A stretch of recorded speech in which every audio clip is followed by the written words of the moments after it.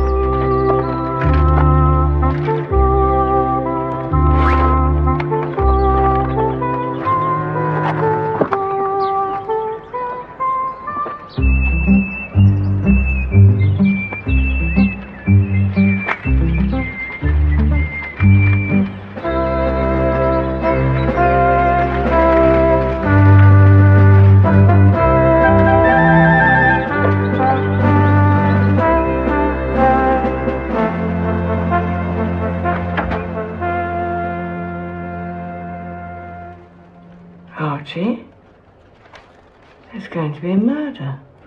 Bloody man Nero is too clever by half, that's his trouble. Jolly good. I said there's going to be a murder. What time? 7 o'clock this evening. Short notice. A murder? Hitch! Hitch!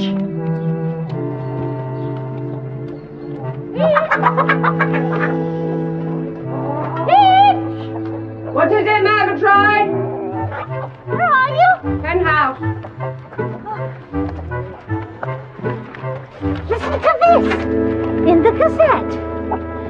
A murder is announced and will take place on Friday, October the 5th at Little Paddocks at 7 p.m. That's this evening. Friends, please accept this, the only intimation.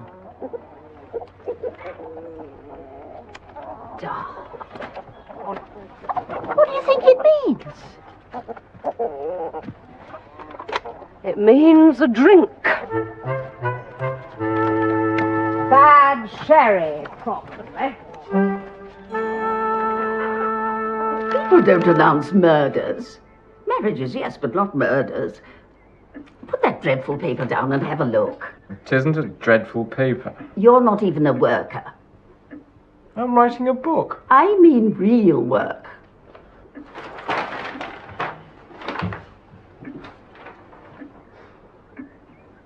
Well, it's some sort of party, I expect. Aren't there some rather boring, bright young things staying at Little Paddocks? They'll pin pieces of paper on you and then draw lots. and somebody's the victim, and somebody's the detective. Then they turn out the lights and everybody screams. Bourgeois escapism, Mother. The opium of the people. Friends accept this, the only intimation. Sounds very exciting. Sounds extremely tedious. Nonsense, Edmund. I'm going and you're coming with me. Opium? Surely there won't be opium. Morning, John. Morning, Mom. Oh, good morning. Good morning. A murder, isn't it scrumptious? What time did you say it was? 7? Yes, at Little Paddocks. I have a confirmation class. Oh, what a shame. And you do so love a good murder. May I see? Yes, it's there. In amongst the second-hand pianos and old teeth and cocker spaniels. It really is an extraordinary announcement. And so uncharacteristic of Miss Blacklock.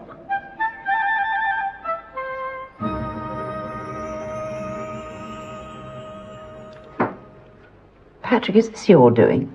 No, indeed, Aunt Letty. Whatever gives you that idea? I thought it might be your idea of a joke. I can think of much better jokes than announcing murders in the local rag. Julia? Of course not. Do you think Mrs. Hames?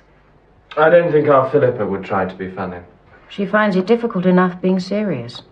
Or anything. It's obviously some sort of silly hoax. But why? It's very stupid. And in very bad taste. Bunny, there's nothing to get worked up about. It's obviously somebody's idea of humour. But it says today. Today. At 7 o'clock. What do you think is going to happen? Easy. The angel of death will spread his wings on the blast. I'll tell you exactly what's going to happen. At 7 o'clock this evening, half the village of Chipping Claycorn will be banging on the door agog with curiosity. Yes, I better go and see if there's any sherry in the house.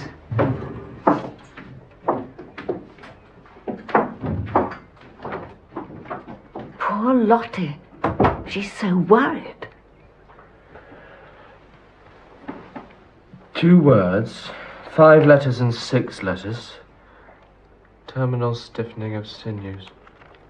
Rigor mortis. Of course. Good old rigor mortis. I wish you wouldn't talk about things like that.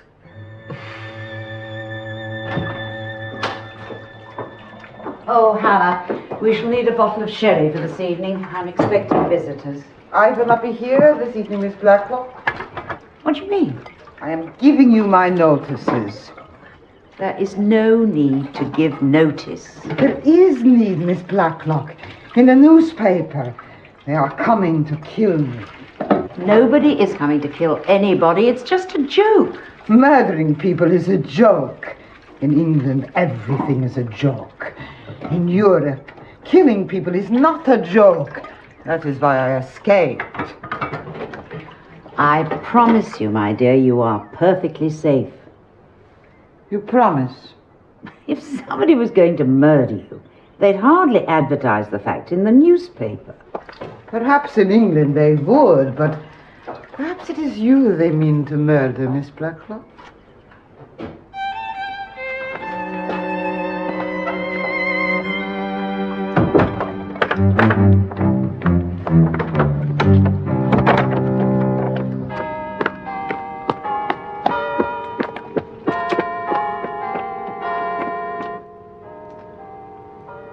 Had the central heating lit, Aunt Letty. The whole house felt clammy. Our precious, precious Coke. Well, it was either that or our even more precious coal. I can remember when there was plenty of coal. Plenty of Coke. Plenty of everything. Was this in the olden days? Oh, yes, my dear. Hello. Is there a party? Welcome to the scene of the crime. Is it a joke? I'm very stupid when it comes to jokes. Indeed. There is to be a murder in this room in about quarter of an hour. Here you see the funeral wreaths, and here the funeral supper. I don't understand. Read this. I was explaining. It'll be quicker and quieter if she reads it for herself. I must go and lock up the ducks. I'll do it. Certainly not. Last time you did it, you didn't put the latch down properly. I've read what it says. But I still don't understand. Nor do we. Great fun, isn't it?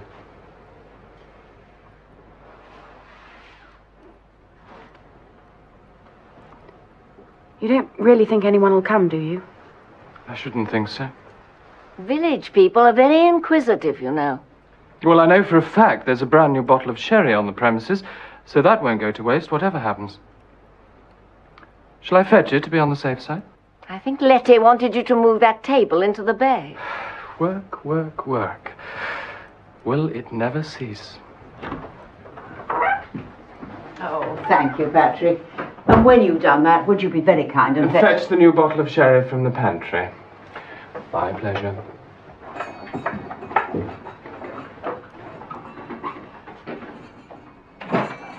Yes, that's better. How is that better? Well, we're prepared for guests, but we don't look as if we're expecting guests. And we all give a lovely performance of a quiet evening at home and put on looks of total astonishment if anybody drops in. Precisely. I do hope nobody drops in.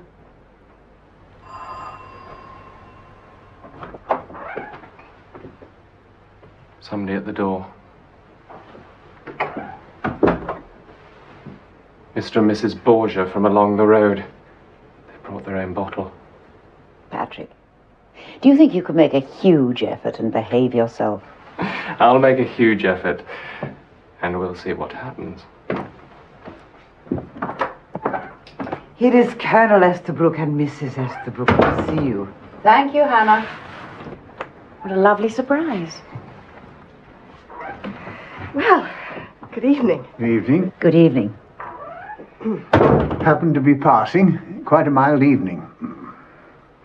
Central heating on? The whole house felt clammy.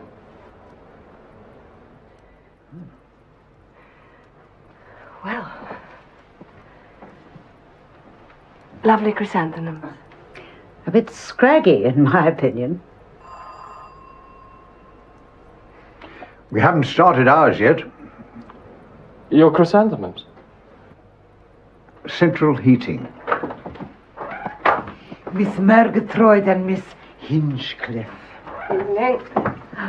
Thank you, Hannah. Evening. Good evening, Miss Blacklock. Good evening. Such a lovely evening. We came out for a stroll. I said to Murgatroyd, why don't we pop in at Little Paddocks and see how the ducks are laying?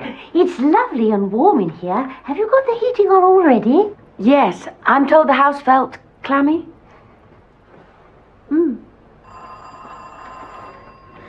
Well, this is jolly nice, isn't it?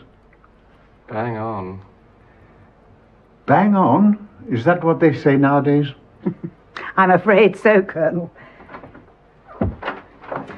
Mrs. Svettenham and Master Svettenham.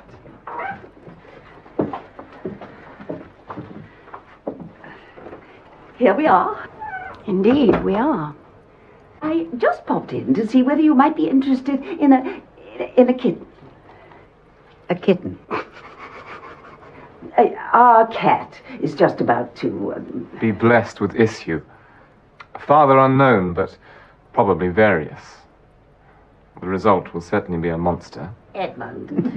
Do sit down, Mrs. Swetnam. It's jolly warm in here. He put the central heating on. It seems the house is a bit clammy. Bet you never had that trouble in India, Colonel. The odd flood during the monsoon, no clamminess to speak of. Mrs. Harmon. Hello, everyone. Hello, Mrs. Harmon.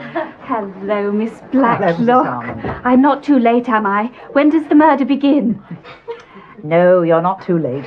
Everybody's still intact. Oh, Julian's simply frantic with rage he can't be here. He adores murders. He writes some of his best sermons when he's in the middle of a good thriller. You know, with 4 or 5 decent corpses littered about the place. Oh, sorry. I'm talking too much. No, you're not. When's the murder going to begin? Well, if it's going to begin, it ought to happen soon. It's just 1 minute to 7. Well, time to pour the sherry, I think. Patrick? Yes. Philippa, beer, dear.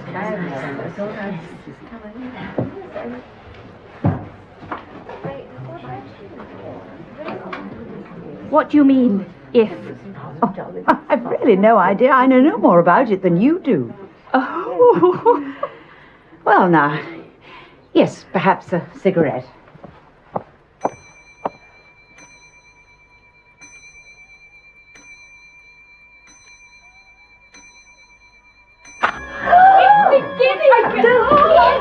Archie, where are you? I'm here, dear. I'm so sorry. It's not something.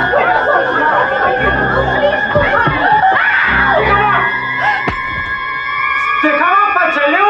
Isn't it wonderful? I must say it's quite impressive so far. Light!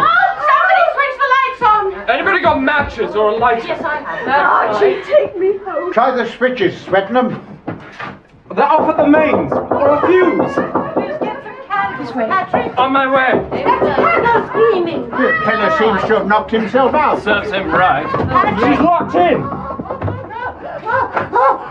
I was cleaning the cellar, and a man locked me in, and then I heard shooting. Now stop it! Candles, they're in the kitchen cupboard. There's a black lock. Letty, you're bleeding. Something grazed my ear. That's all it is. Nothing to make up a fuss about. Blood all over you. People's ears bleed. Everybody knows that. Patrick, where are those candles? We can't do anything without... Oh, Philippa's mending the fuse. thank goodness somebody's efficient in this house. Better take a closer look at the fellow. Good God. What is it? The man's dead. It was just the one fuse gone. Oh, Better see who it is. Anyone know him? Never seen him in my life. nor me. He looks so young. Do you think he shot himself? Could have been an accident. If he tripped over that cloak thing. I know him. You do? Letty. It's that young man from the Spa Hotel at Meddenham Wells. The one who came asking you for money. So it is. He might have killed you. He came here to kill you, Letty. He did. Philippa, take Bunny into the dining room and give her some brandy. Julia, run upstairs to the bathroom and get some sticking plasters. My blood seems to be upsetting everybody. Patrick, ring for the police.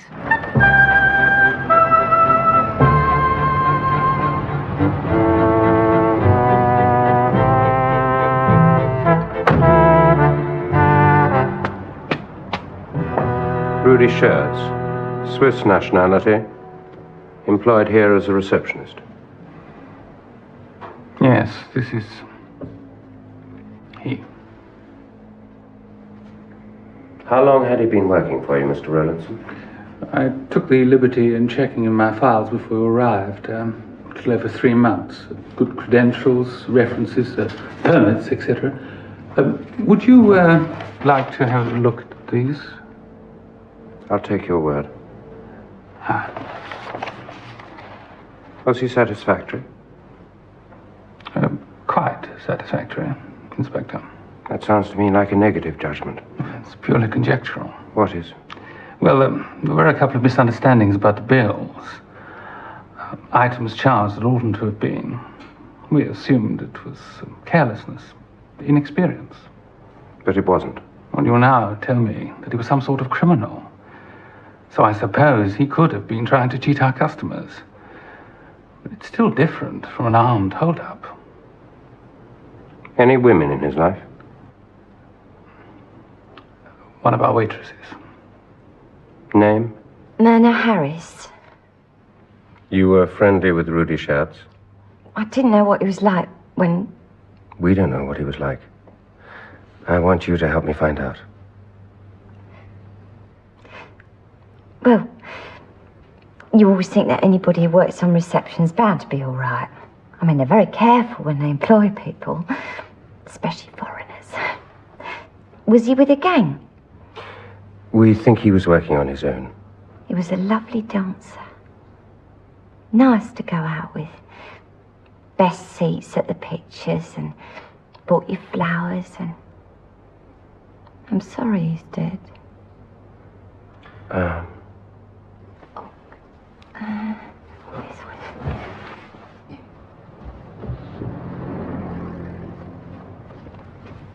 Thanks. Stuff's been going missing, you know, What sort of stuff? from rooms.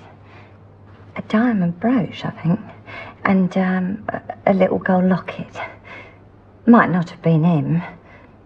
Might have been me. But it wasn't. You liked him? Yeah. He talked big, mind you.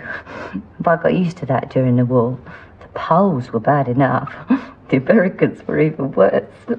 How did he compare to the Poles and the Americans? He talked as big. He said he came from a rich family in Switzerland, only he couldn't get his money here on account of the currency regulations. That's what he said. He didn't wear rich clothes. Very ordinary. Not real class, you know? I know. And he'd saved all kinds of people from certain death in the Alps. I don't believe that either. Did he ever mention Miss Blacklock? No, I don't think so. She sometimes comes here for lunch. So he might have met her, but... Did he ever mention the village of Chipping Cleghorn? I think he asked me about the buses once. What time they went, and I'm not sure if it was Chipping Cleghorn. Might have been some other Chipping. Let's look round here. I wouldn't have gone out with him if I'd known he was a crook. But I'm still sorry he's dead. Oh, good morning, Inspector Craddock.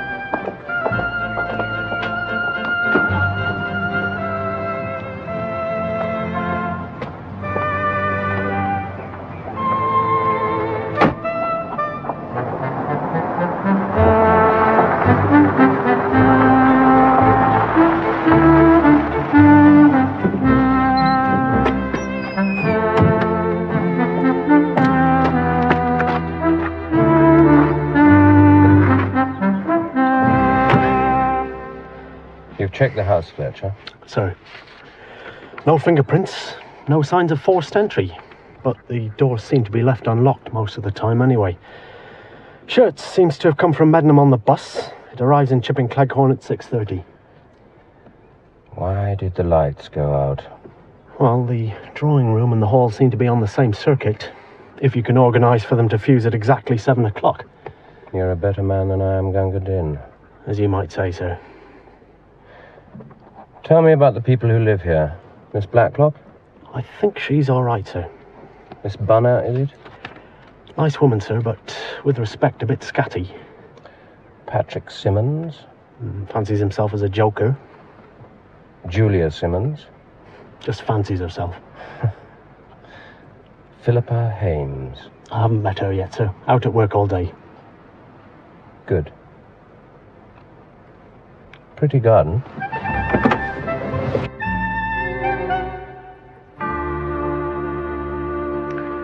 This is the room in which the incident occurred? Yes, but he tidied up, of course. Such a mess. Tables knocked over, people barging about in the dark, and a nasty cigarette burn. But that seems to happen all the time these days. Bunny, I think we should just answer Inspector Craddock's questions. Thank you, Miss Blacklock.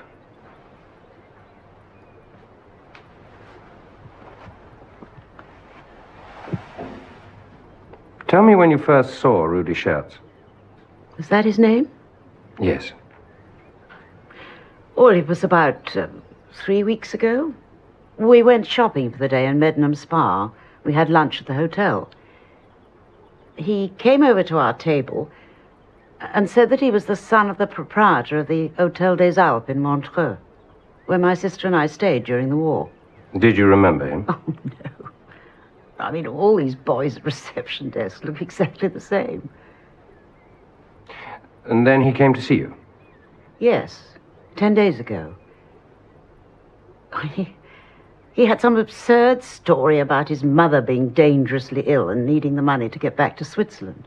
You didn't give him any money? Oh, certainly not. Very wise. I was secretary to a financier for many years. I know all about hard luck stories and appeals for money. When he came here, did you sense that he might have been spying out the land, so to speak? You mean casing the joint? Yes, that's what I mean, Miss Bunner. Yes, it is quite possible. I remember he took a keen interest in the house. All that elaborate nonsense. The advertisement in the newspaper. I just really don't understand any of it. Do you keep much money in the house? No, a few pounds, no more. Jewelry? Well, a couple of rings and brooches. These cameos. There's really nothing worth stealing. It was revenge, Inspector. Letty refused to give him the money, and he came here to kill her. That's where he shot at you, Miss Blacklock. Oh, just a scratch. Made a lot of blood, but... Tell me what happened. Well, the clock struck. 7 o'clock. Yes. And then the lights went out. And next? The door opened. Which door? That door. What about that door? Oh, no, that one's never used. That's just a hangover from when this was 2 rooms. So, this door opened, and... Well, there he was. A man with a revolver. A masked man with a revolver. And I thought... Well, I mean, we all thought that it was just some silly joke. And then he said something. Hands up or I shoot. Something like that. Did you put your hands up? Oh, yes. It seemed like part of the game. He shone his flashlight in my eyes. It dazzled me. I began to get annoyed about it. And then? Well, then there was the first shot. Somebody screamed, I think. And then I felt the pain in my ear. You see? It wasn't just a scratch. Where were you standing, Miss Blacklock? Over here, by the table. I was reaching for the cigarette box. And look, there are the bullet holes. He was trying to kill you. You tell her, Inspector. She won't believe me. And having failed to shoot you in the darkness, he then turns the gun on himself. Obviously. Do you think it's obvious, Miss Blacklock? No, of course I don't, Inspector. I think it's absolutely ludicrous. He wasn't the sort of man to shoot himself. Or anyone else, for that matter. Oh, Bunny, will you please take those away? I hate dead flowers. I picked them fresh yesterday. Even flowers don't last the way they used to. Is Miss Bunner a relation of yours? No, an old friend. We were at school together. About 100 years ago. A companion. We keep each other company, Inspector. And the other people who live here? Patrick and Julia. They call me Aunt Letty, but they're actually distant cousins. Oh, sorry. Aunt Dora's wandering around saying the police want to cross-examine everyone. Is that so? This is Julia. Since you're kind enough to volunteer, Miss Simmons, Inspector Craddock. And this is Sergeant Fletcher. We've met. Have you finished with me for now, Inspector? I think so, Miss Blacklock. Oh. Will you be speaking to Hannah? Hannah is... my cook. She screams a lot. The poor girl is a refugee. Nationality? I asked her that. She said, I do not know. I have not read the papers today. Please don't be prejudiced against her, Inspector, just because she tells lies. There are a lot of atrocity stories around now. But I think there is a real core of truth in some of hers. I can't help feeling sorry for her. And she is a very good cook. When she feels like it. I shall bear all that in mind, Miss Blacklock. Thank you.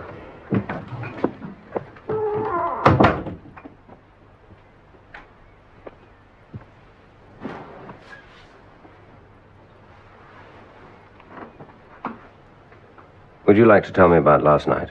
I told your Sergeant Fletcher. He wrote it all down. I'd like you to tell me. Well, a lot of tiresome people called round. Who? In order of arrival. Colonel and Mrs. Easterbrook, Miss Hinchcliffe and Miss Murgatroyd, Mrs. Swettenham and Edmund Swettenham, and Mrs. Harmon, the vicar's wife. They all said the same things. What lovely chrysanthemums, and I see you've got your central heating on. Except Mrs. Harmon.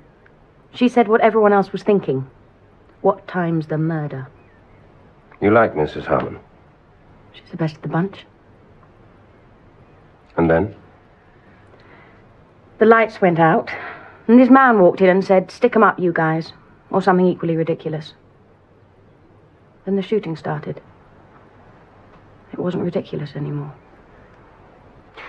Was the only light from the man's torch? Yes. And from what you could see, when he fired the shots, was he aiming at Miss Blacklock? From what I could see, I shouldn't think so. A revolver in one hand, a torch in the other, having to keep that silly door open, everybody all over the place, he'd well hit anyone. If he really wanted to take a pot shot at Aunt Letty, I can think of 1,000 better ways of doing it. Stand behind a hedge anywhere around the village and do it, bang, like that. Understood. But to fill the room with all the friends and neighbours, put that silly advertisement in the newspaper, it's more like a student rag. You're a student, I believe, Miss Simmons. I'm training as a dispenser at Milchester General Hospital. But if I'd planned last night as a joke, I wouldn't have filled the room with colonels and vicars' wives. And if you were planning a murder? I'm a dispenser. I'd mix a lethal potion. Quick and clean and quiet. Should I make a note of that? Better not. In case anyone else pops off in suspicious circumstances. Is your brother at home? No, he went out somewhere. He's a student too, did you know? Really? Milchester University, reading engineering. Occasionally. He's a bit of a waster. But I like him, considering he's my brother. And I believe he was quite heroic during the war.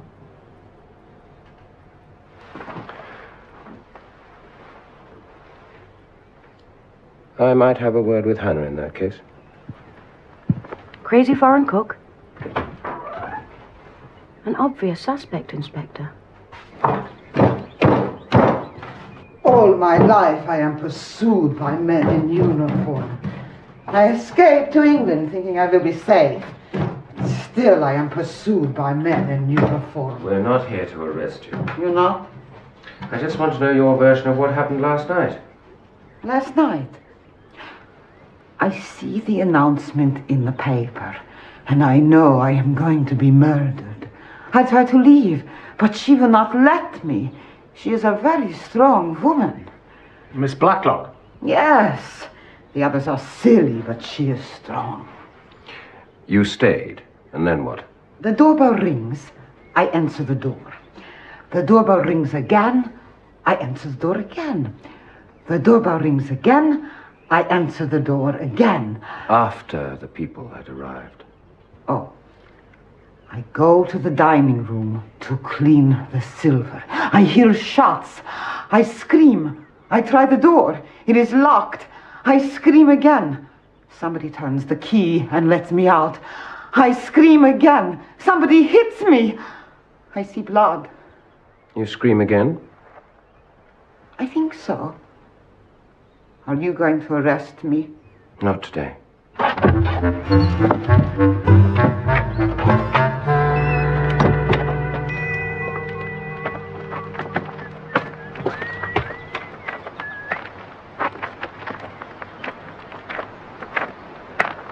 Gosh. Am I too late for the sleuths? Mr. Patrick Simmons. Am I under suspicion? Well, there is a feeling that placing the advertisement in the newspaper was your style of joke. It is the sort of thing I go in for. Habitually? Occasionally. At some point, we'd like your version of what happened last night. It'll be as confused and contradictory as everybody else's. In that case, perhaps you'll let us know where we'll find Mrs. Hames. Philippa. She works at Deas Hall. Assistant gardener. I know it's her. Along the road to the left. Philippa doesn't say much. She's nice, in an anonymous sort of way. Not the murdering kind. But then nobody is. Somebody must be. Unless the fellow shot himself. Peculiar way to commit suicide. Equally peculiar way to commit murder. So, what is your conclusion? It's easier being an engineering student than an ace detective.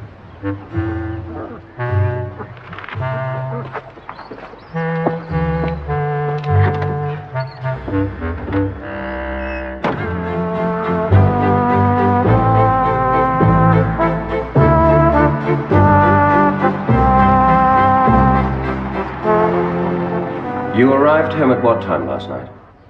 About 6. I had a bath, got changed, then found some sort of party was about to happen. And when you arrived home, which door did you use? The side door. I'm generally a bit mucky, so I never use the front door. Was the door unlocked?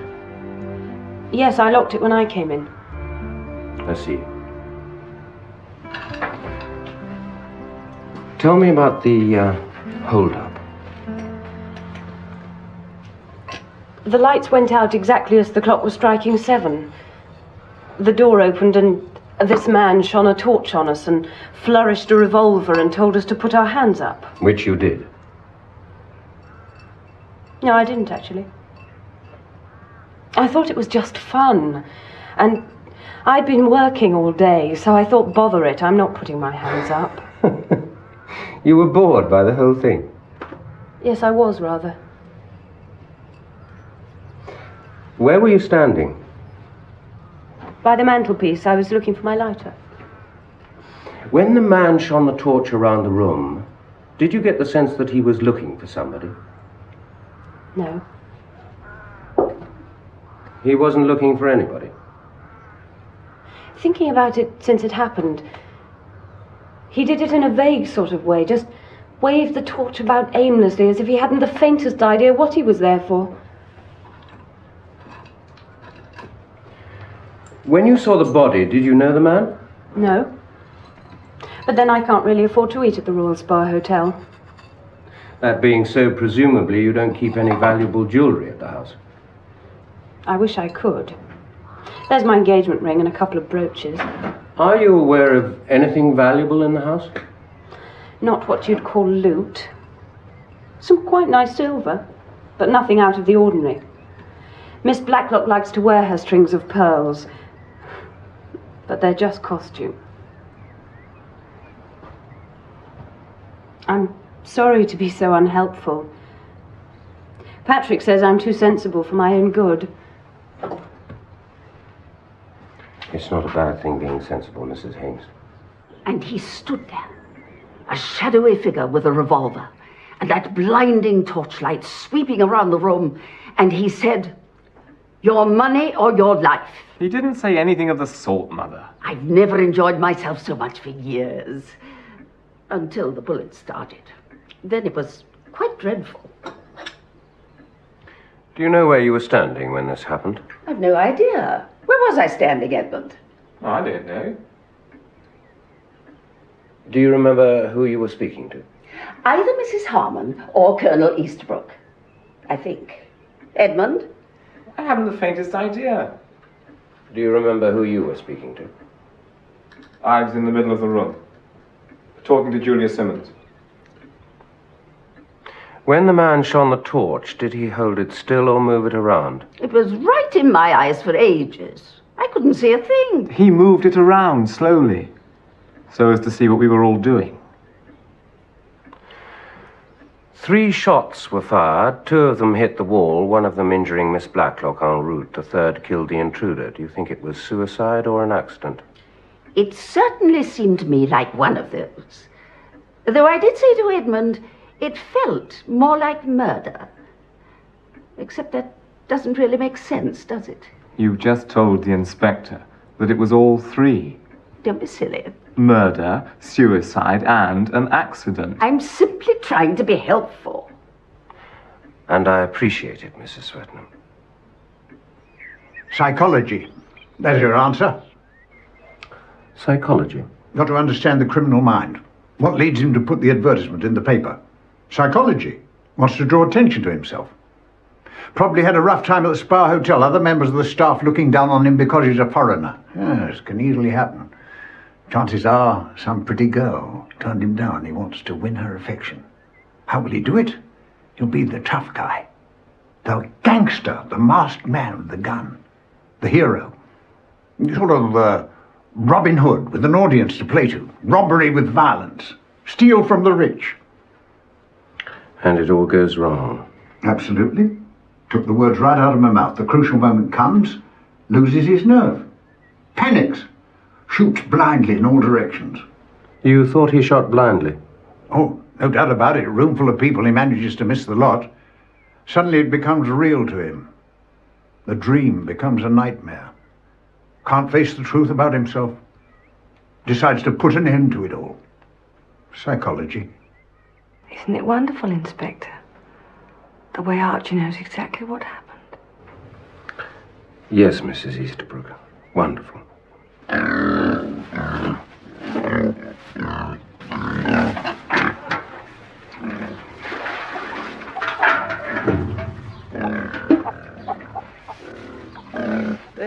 You like pigs, Inspector? Oh, I love them. Make a nice rusher by Christmas, this one. Yes, I'm sure. Well, what can I tell you? Anything you remember about the incident last night? Incident? We used to have incidents when I was in the ARP during the war. Saw some incidents then would make your hair curl. Enjoyed every minute of it. You mean where was I when the shooting started? Yes. Leaning up against the mantelpiece, hoping to God somebody would offer me a drink. Tell me about the shots. Were they fired blindly or aimed at one particular person? No idea. The torch was whirling around, dazzling everybody. And the shots were fired. And all I could think was it was that damn fool Patrick up to his silly games. You thought it was Patrick Simmons? Process of elimination, really. Edmund Swettenham, some sort of intellectual communist who writes books. Bit soft, if anything. Old Colonel Easterbrook isn't much of a one for jokes, but Patrick's wild enough for anything, though not robbery with violence. What about your friend Miss Murgatroyd? Did she see anything? Murgatroyd! She's up a tree. Police!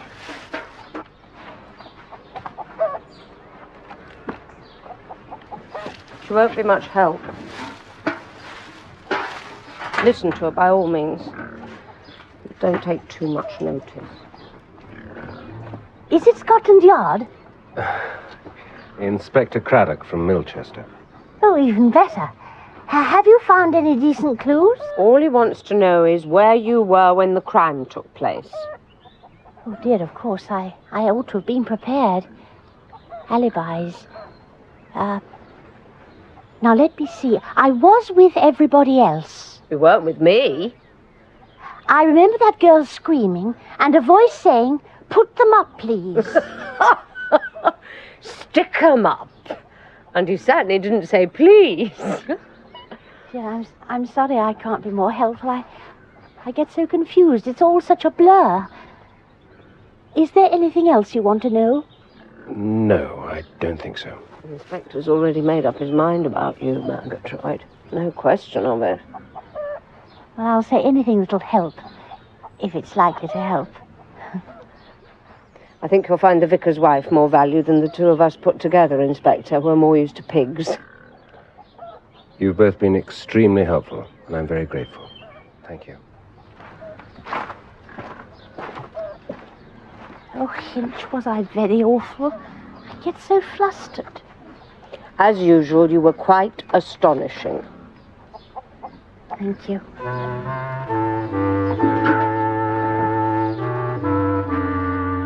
You see, I hate being dazzled. So when he shone the torch, I shut my eyes. And I hate loud noises. So when he fired the shots, I shut my eyes even tighter. I wish it had been a quiet murder. When did you open your eyes? When I was quite sure that the bangs had stopped. Some people were out in the hall with candles. Then the lights came on and everybody was normal again. People in the dark are quite different, aren't they? What did you see when the lights came on? The young man. Shirts. Is that the name? Yes. He's lying there dead with a revolver beside him. He looked so young and surprised. It doesn't make sense. All this in Chipping Cleghorn. I agree. Except I have to make it make sense. They all tell different versions of the same story. And even if they told the same version, it still adds up to nonsense. An important question, Fletcher. So? How good is your typing? Rough but accurate. Good. The Chief Constable likes accuracy. I'll try not to disappoint him. Now sit down, Craddock. Thank you, sir. Anything new since you wrote this report? Information from the Swiss police. Schertz had a criminal record. Ah. Petty thieving, falsified entries, checks. A dishonest man. But in a small way. Well, then small things lead to larger things. I'm not sure, sir. Well, it seems very clear to me. Schertz travelled by bus to Chipping Cleghorn. Evidence of a conductor and 2 passengers. He got into the house, probably simply by opening the front door. He held up the company, assembled by placing an announcement in the local newspaper, which we know he did, evidence of the cashier in the Gazette office. He then fired 3 shots. 2 go into the wall, and 1 goes into him. Well, in my practical world, that means that a coroner's jury is going to bring in a verdict of suicide or accidental death. Either way, we can draw a line across the ledger and turn to the next page. I have the feeling that that silence indicates that you disagree. I disagree, sir. Why? I don't know exactly. Offer me a theory. Miss Bunner insists that Schertz intended to murder Miss Blacklock. Is Miss Bunner a reliable witness? Utterly unreliable. She's a very sweet, slightly scatty old lady. But she's totally sincere, and it's all her own idea. Nobody's put it there, and she insists. A personal question, Craddock. How do you get on with scatty old ladies? I have nothing against them in principle, sir. Good. Because there's one staying at the Royal Spa Hotel. It's a Miss Marple. Miss Jane Marple. Well, she's an old friend of Sir Henry Clithering. His opinion is that you should take Miss Marple into your confidence. Show her your report, if you like. She's entirely trustworthy. Well, thank you for letting me see those, Inspector. Any observations, Miss Marple? Yes, but may I digress a little first? By all means. I should like to show you something. I'm staying here for a few days, taking the spa waters. Rheumatism, you know. Oh, well, of course you don't know, but when you're my age, I'm afraid perhaps you might. Of course, I couldn't afford to stay here, but I have a very generous nephew called Raymond. Now then, here we are. A check? Yes. He altered it. He? The young man who worked at the desk and who is now, I understand, dead. You see, it was for £7, and he altered it to 17. A stroke in front of the 7 and a teen added to the word 7. Yes. Very neatly done. A certain amount of experience and practice, I should say. As you say, very neatly done. Well, the bank sent me my checks this morning and I noticed it at once. What made you notice? Well, I never write a check for £17. But you do for 7. Oh, yes, quite often. Of course, what struck me was that the young man had a shifty eye. A shifty eye? Yes, the kind that looks straight at you and never blinks. It reminded me of Fred Tyler. Should I know Fred Tyler? Oh, no. He worked at the fish shop in my village.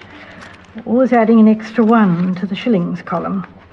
You know, people very rarely check their bills. Fred Tyler would look people in the eye and smile, and then steal enough money to take Jessie Spragg to the pictures and buy very loud ties. Well, as you suggested, you were quite right in your diagnosis. Rudy Schertz had a... More coffee? No, thank you. Miss Marple? No, thank you, dear. I shall last until tea time now. Thank you.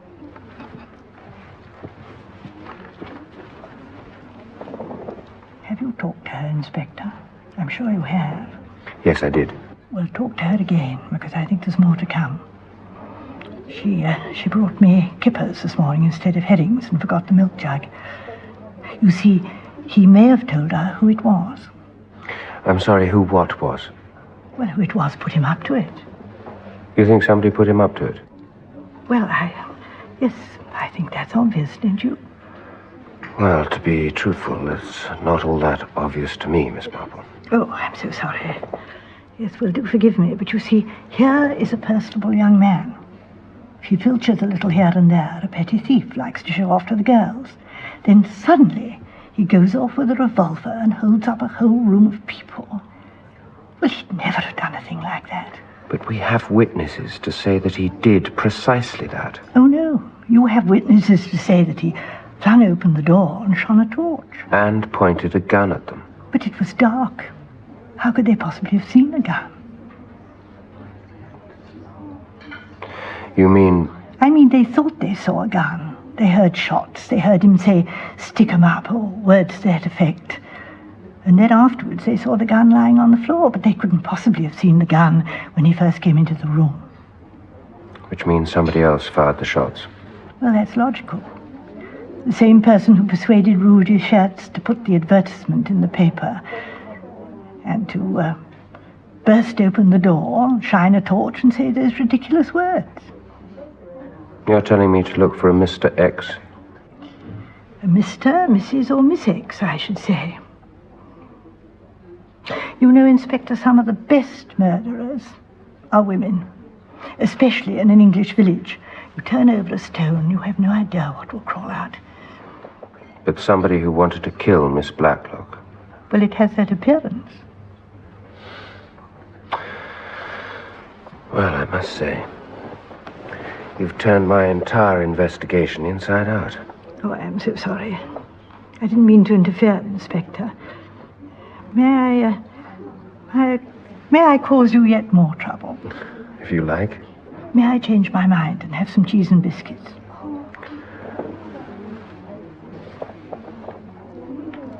And talk to that girl again, Inspector. She's very frightened. Frightened? Someone shot Rudy Schertz. Somewhere in Chipping Cleghorn. A killer is at large.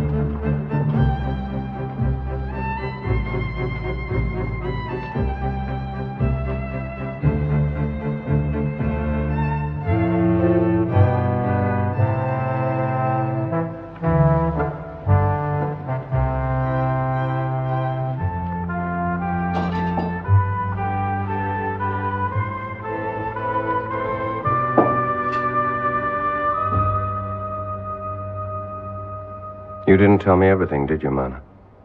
About Rudy Schertz. Yeah. I told you everything.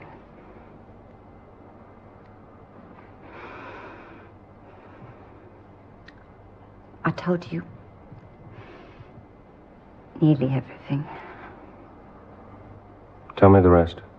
My mum said that I'd be an accessory before the fact. Do you know what that means? Sounded horrible. I'm sure your mother's wrong. What happened? Well, the night Rudy died, we were supposed to be going to the pictures, and then he said he wouldn't be able to come, and I got cross because I just had my hair done. And I told him I didn't fancy being stood up by a foreigner. And he got mad at that and showed me that advertisement in the paper. The one that said a murder is announced. He said it was a silly English joke. It was always going on about silly English jokes. What exactly did he say he was going to do? He told me he was going to stage a sham hold-up, pretend he was a gangster and scare all the people. Why was he doing this? Because somebody was paying him.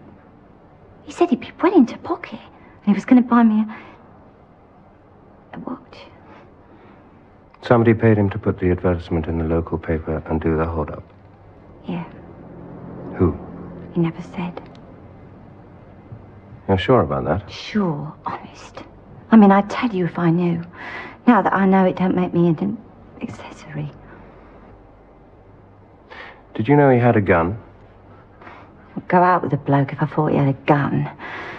And anyway, I don't believe he ever had a gun. He told me it was just a silly English joke and that he was going to enjoy laughing at their silly English faces. I mean, it stands to reason he wouldn't have done it if he thought he was going to get shot himself, would he? Be very funny, he said. Some joke.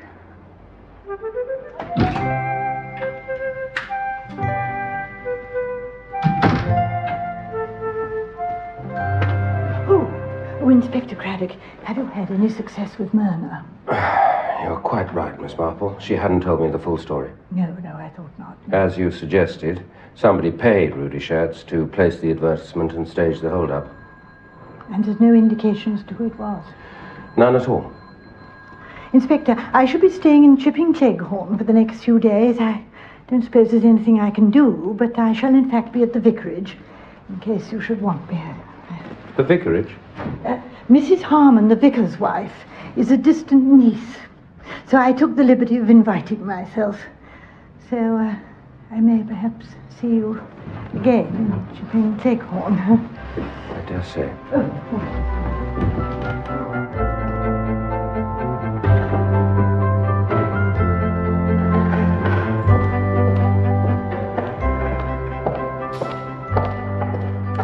Guess what?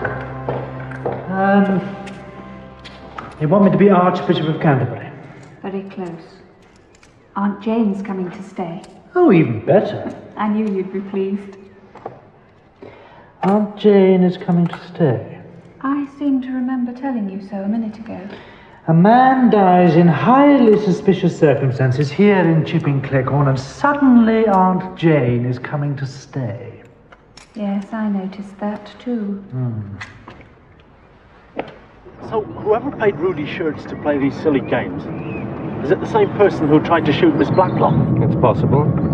He or she could have crept up behind Schertz in the dark, fired the shots, then dropped the gun. He or she? We have to keep an open mind.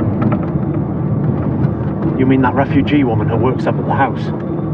She's a bit hysterical. No, I don't mean the maid. I mean we have to keep an open mind.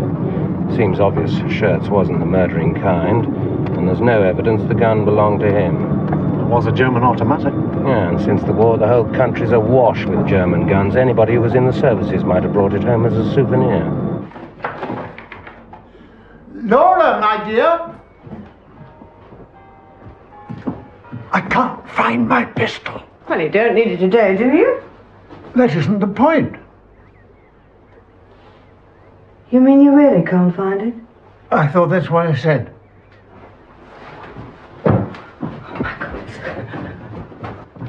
It should be in here. When did you see it last? God knows, months ago. Well, I remember clearly. I saw it on Saturday. On Saturday, are you sure? Absolutely certain. You were grumbling about your collars and the laundry. Come, my dear, I never grumble. You were grumbling. And I looked in this drawer and the gun was there. It was the day after that business at Little Paddock's. And I remember thinking, well, at least it wasn't your gun he used. Unless he took it, did the job, replaced it. And then stole it again. Rather tricky, as the young man was dead. Well spotted, my dear. Still, we needn't bother the police about it. It's just an old war souvenir. No bullets, no license, come to that. Mum's the word. You're my old war souvenir. I've got a couple of letters I must write. To begin with, the story Rudy Schertz told you when he visited the house was a pack of lies. He wasn't the son of the proprietor of the Hotel des Alpes in Montreux. Which explains why I didn't recognize him. Well, who was he? He'd had various jobs, a hospital orderly in Bern, a waiter, a shop assistant. Wherever he went, things tended to disappear. A picker-up of unconsidered trifles. Exactly. The Swiss police were becoming a little tired of him, so he armed himself with forged papers and came to England. Another displaced person with a good cover story. Why pick on me? Yes. Why should he want to murder Letty? He didn't want to murder you, Miss Blacklock. It looked as if he did. He burst in here with a gun, and I'm sure. He was paid to do that. Paid? Yes. Somebody else wanted to have me murdered? Is that what you're suggesting? That is what the evidence suggests. Nobody could possibly want to murder Letty. It's ludicrous. Please understand, Inspector, I have no hidden Rembrandts, no enemies that I'm aware of, and no guilty secrets about myself, or anyone else for that matter. I would like to speak to your maid. Is she at home? Hannah's in the kitchen. Because she's a foreigner, she's an automatic suspect, is that it? No, that's not it. She works hard, and her papers and her permit are in perfect order. The same applied to Rudy Schertz. The late Rudy Schertz.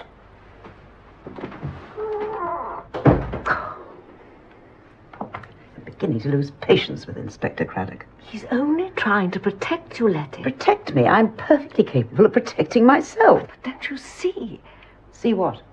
If somebody paid that young man to kill you, and it didn't work, then whoever it is, well, he's likely to try again. Yes, I'm sorry. I'm being a bit slow in the uptake, aren't I? It's natural. You've had a difficult time. Apart from that, I think you should tell Mr. Craddock everything. What does it matter what I say? I am just a refugee. If I say the wrong thing, you can always send me home, unless you send me to prison. Besides, you shouldn't be talking to me. You should be talking to that nice English lady. Which nice English lady? Mrs. Hames. Why should I be speaking to Mrs. Hames? The young man. He comes to the house and asks Miss Blacklock for money. You know about that? Miss Blacklock told me. I watch him go. He stops and talks to Mrs. Hames in the summer house. What do you suppose they were talking about? I don't know. How to steal Miss Blacklock's money, I expect. Miss Blacklock isn't a rich woman. She is richer than me. She's richer, too, than Mrs. Hames. Mrs. Hames is a fine lady who loses her husband and no longer has any money. She sends her son to school and has to work as a gardener. That is not a proper job for a fine English lady. Will you excuse me, please? I need the kitchen to myself. I have to make a very careful sauce.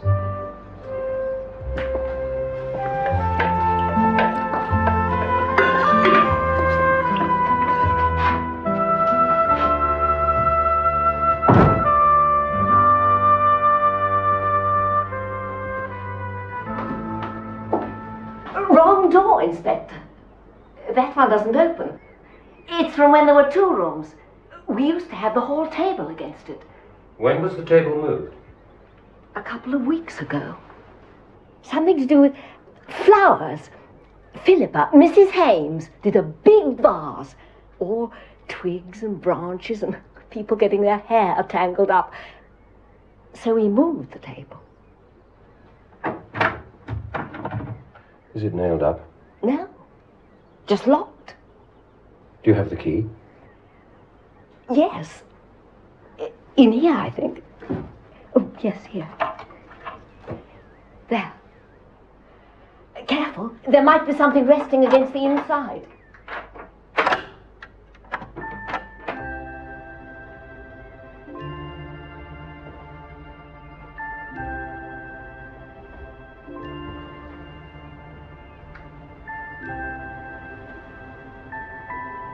This door's been opened quite recently, Miss Bunner. The hinges and the lock have been oiled. Good gracious. Which means... You'd like to wash your hands. Which means? When Schertz came in this door and did his party piece, anybody could have slipped out through the other door, stood behind him, and fired the shots at you, Miss Blacklock. Are you suggesting that one of my neighbours, one of my nice, commonplace neighbours, slipped through that door and tried to murder me? Oh. Who's your main suspect, Inspector? The vicar's wife? We have to be very direct about this, Miss Blacklock. If you die, who benefits? Patrick and Julia. Oh, and Bunny here gets a small legacy and all the furniture in the house. I didn't know that. Thank you, Letty. It's hardly the sort of thing one talks about as a rule. But I still think you should tell the Inspector. Yes, Bunny, I know what you think, and I am going to tell him. Now, I think we should both like a cup of tea, if you'd be so kind. I'm sorry. I'll see to it.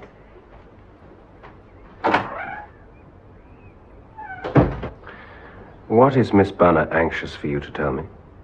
I'm not worth murdering now, Inspector.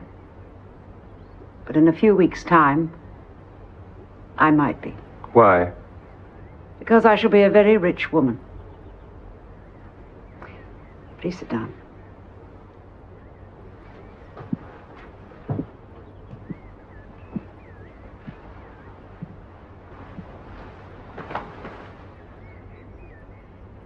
Does the name Randall Girdler mean anything to you? Oh, well, perhaps you're a little too young. He was a financier. Died just before the war? Yes, 1938. Well, until his death, I was his personal secretary. Well, more a junior partner, really. When he died, he left all his money in trust for his wife, Belle. But if she dies before me, I inherit. A great deal of money. Randall Girdler was a millionaire, so yes, a great deal of money. You said you might very soon be a rich woman. Is Mrs. Girdler likely to die? Yes. That may sound callous, Inspector, but you asked the question, and that's a truthful answer. Belle Girdler is a very sweet creature and an invalid. We exchange cards and letters at Christmas time, and her nurse keeps me informed of her medical condition. I gather it may now be only a matter of weeks. Where does Mrs. Girdler live? In Scotland. Perhaps you'll let me have the address before I leave. Yes. Going back 3 spaces, Patrick and Julia are the beneficiaries in the event of your death. Yes. But if you die before Mrs. Girdler, what happens then? Belle and Randall had no children. So when he made his will, he nominated the offspring of his sister Sonia. And who are they? Please don't laugh, Inspector, but I only know them as Pip and Emma. Pip and Emma? Yes. Who and where are they? Nobody knows. Girdler's sister Sonia married some smooth-talking Greek called Stamfordus, more or less a crook. And they lost contact with the Girdlers. Except it's known that they had 2 children born in the early 1920s. So they'd now be... 25, 26. The same age as Patrick and Julia? Yes. Is that possible? Miss Blacklock's never seen them. Mrs. Girdler's never seen them, so yes, it's possible. As I say, you have a lot of checking to do. Where are we going? Back to HQ. No, we're not. I want to speak to Mrs. Hames, see what she was doing in the summer house.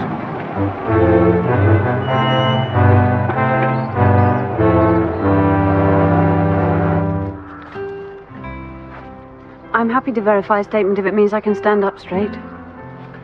The dead man, Rudy Schertz, you told me he was a stranger to you. Yes? Did you at any time have a conversation with him in the summer house at Little Paddocks?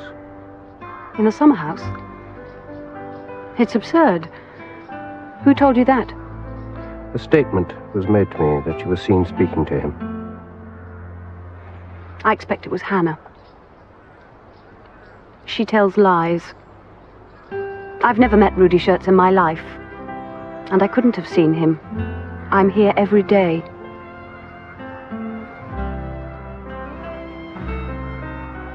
Thank you, Mrs. Hames.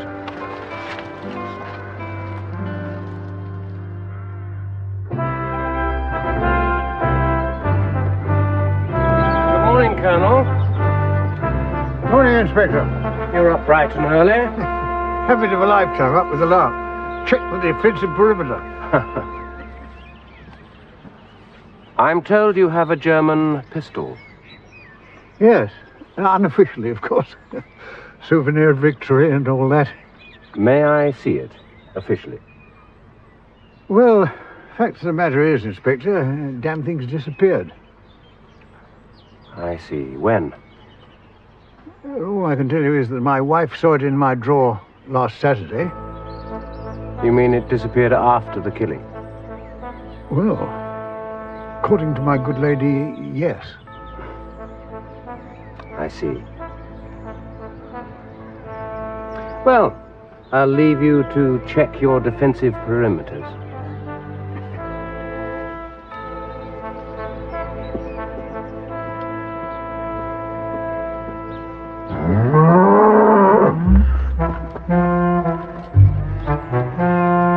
You know, the English village has changed since before the war. That's really because the whole world has changed. A village like Chipping Cleghorn, for example, it may look the same, simple and peaceful and eternal, but it isn't. You see, in the old days, everyone knew each other. And if someone new came to the village, then they brought letters of introduction. They'd either been in the same regiment or the same ship or the same colony as someone already living in the village, you see. And that no longer applies? Oh, gone forever, I suspect. Well, the big houses are sold, the cottages converted, and people simply come in from anywhere. From India, Hong Kong, or Italy, and made a little money and are able to retire. No letters of introduction, no roots. You have to believe their stories and take them at their face value. Plus their ration books and identity cards. Oh, can you really believe in a ration book and identity card? Horrible things, inhuman. So, Pip and Emma could be Patrick and Julia. Oh, quite easily, I imagine, but I think they sound rather fun, not at all the homicidal type. But I'll try and find out. You will be careful, won't you? Oh, of course. A policeman asking questions is open to the gravest suspicion, but an old lady asking questions is just an old lady asking questions.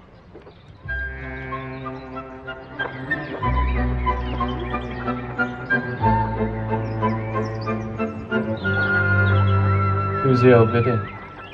Mrs. Harmon's aunt. I could go to my room and pretend to work. Well, Mrs. Harmon's quite fun. Pick of the village idiots, really. Shall I be charming and terribly amusing? No, not a good idea. It must have seemed quite dreadful to you. Like Chicago come to Chipping Cleghorn. I was scared stiff. Well, it was rather an alarming experience. But it must have seemed quite providential when the young man tripped himself up and shot himself. Of course, burglary is so violent nowadays. There used to be a certain grace and decorum about it, but... I blame the war, Miss Marple, don't you? And the Viennese waltz. Absolutely. Yes. And was that the door that he came in at? Yes. The very one. And I'm told there were bullet holes. Right over here, Miss Marple. Oh, I've never seen a real bullet hole, may I? Yes, of course, please. It's a miracle Lottie wasn't killed. Good gracious. But you were jolly severely wounded, weren't you? Are you fully recovered now, Miss Blacklock? Yes, of course, it was only a scratch. I only wear this plaster to get sympathy from my nearest and dearest. It doesn't work.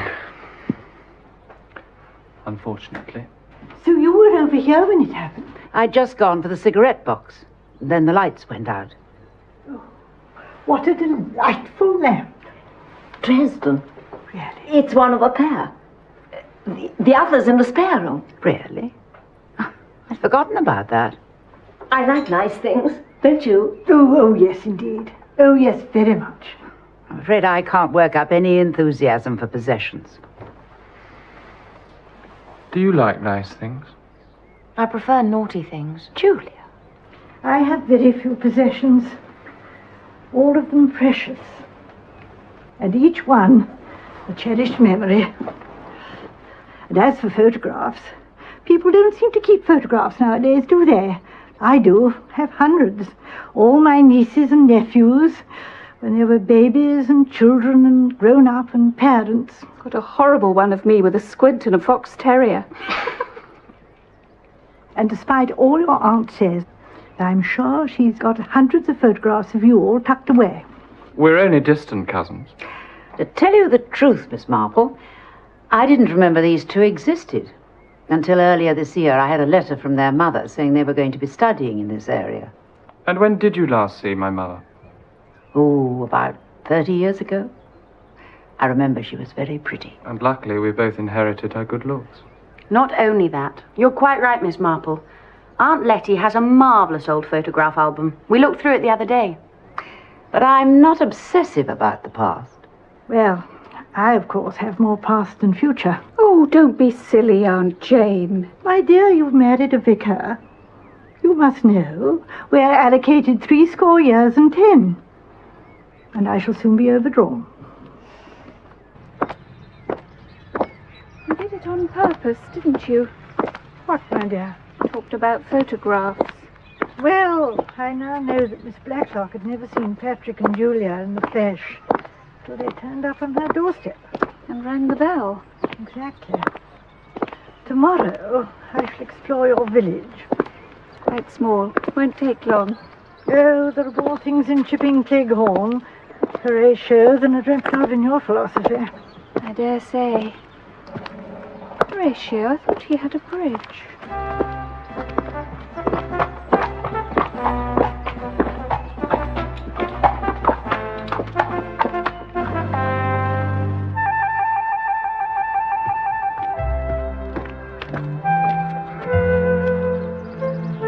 Morning, Philippa. Hello. What are you doing? Can't you see? Well, I'm no gardener. I mean, you seem to be poking around aimlessly in the soil. I'm pricking out winter lettuce. And, exquisitely, too. Please go away, Edmund. You've no business to be here. Wrong. I have business. Mrs. Lucas rang my mamma this morning, very anxious to trade one of her surplus vegetable marrows for, a pot of honey. Yes, we're swamped with vegetable marrows. So, I have my alibi, using the word loosely and incorrectly. There's no question of dalliance. Good. Faultily faultless, icily regular, splendidly null. I beg your pardon? Tennyson writing about Maud, but it's really about you, Philippa. Splendidly null. It isn't much of a compliment. But it isn't meant to be. It's meant to stir you into speaking. What do you like? What do you feel? That's my business. It's mine too. Oh, can't you see I'm smitten? I didn't want to fall in love with you. I just wanted to worry about the working classes and write my book about the world's misery. And then you came along. And you won't even talk to me. I'm talking to you now. Not really talking. Tell me about anything. Tell me about your husband, if you like. We met. We got married. Harry was born. Ronald was killed in Italy. Harry's a nice kid. I like him. I think he likes me, too. Oh, let's get married, Philippa. You can go on gardening, and I can go on writing my tripy book, and we can sponge off Mother. My eyesight is defective, but I'm very sincere. No, I don't think so. Very well. In that case, you'd better lead me to that vegetable, Mary.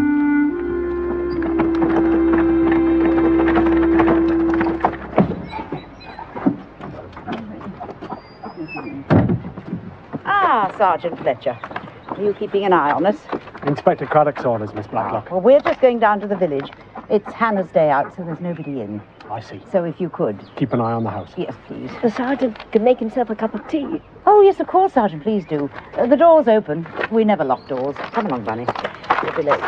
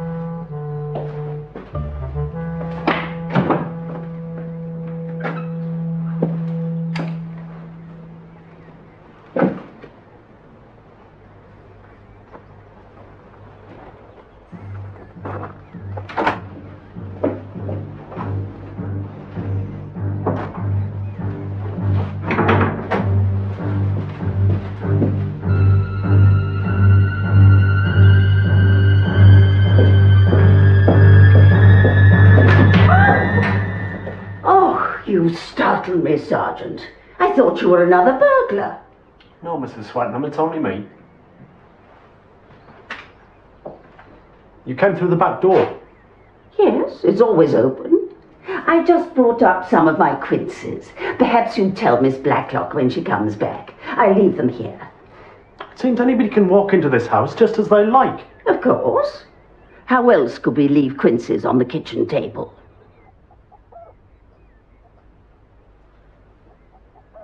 Murgatroyd. Yes, Hinch? I've been doing a bit of thinking. What about? Well, that pantomime the other night. It's all too fishy. Now, take this revolver. Well, that's a trowel. I know it's a trowel. We don't stock revolvers, do we? I suppose not. And this torch. Now, go outside, come back in, wave the torch around and the revolver like he did.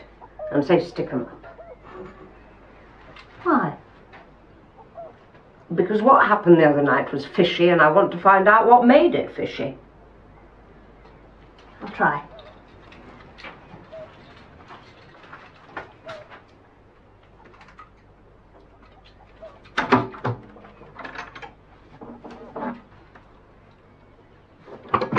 Stick 'em up! The door won't stay open. Exactly. That's the fishy bit. The door at Little Paddock's is just the same. Letty Blacklock bought that huge glass doorstop from Elliott's, remember? Well, perhaps the burglar used the doorstop to keep it open. That's a non-starter, Murgatroyd. You fling the door open, you shout, reach for the sky, and then you say, excuse me a moment while I adjust the doorstop. It's all so awkward. Give me that revolver. You'd have shot yourself by now. He did shoot himself, didn't he?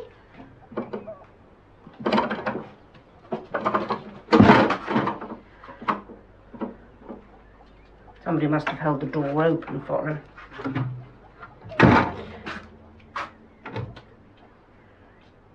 I'm not at all sure he did shoot himself. You mean somebody else shot him? That's the only alternative to shooting oneself, in my experience. You've had experience? Of crimes of violence. Lots. Two-gun Hinchcliffe, the terror of Kidderminster. I don't believe you. Neither do I. But if it wasn't one of us who killed that boy, it was somebody very like us.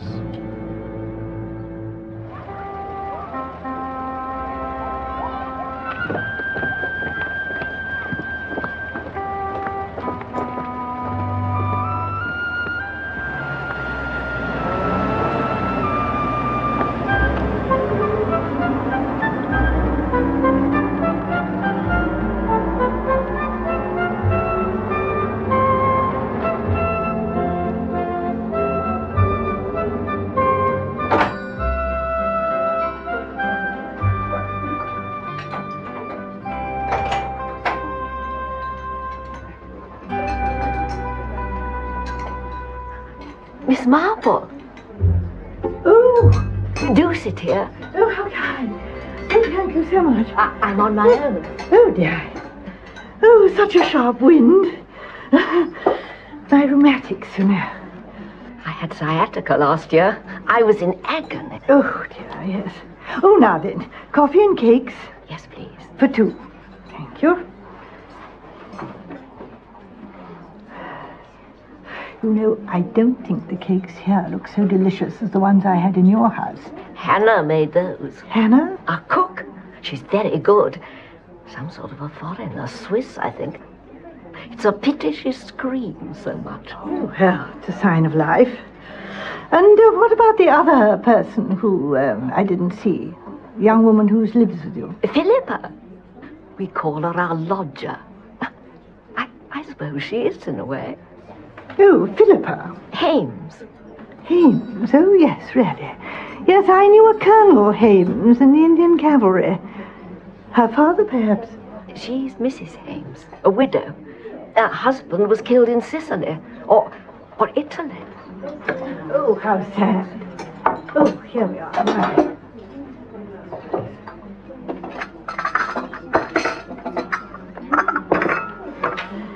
Now then, would you like me to pour out?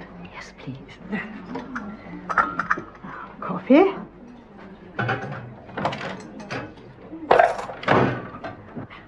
Terribly pink, aren't they? Well, probably an artificial substitute for flavour.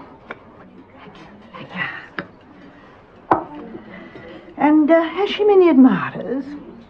That waitress, I doubt it. Much too surly. Oh, yes. No, Mrs. Hames. Oh, well, young Edmund Swettenham moons around her a bit.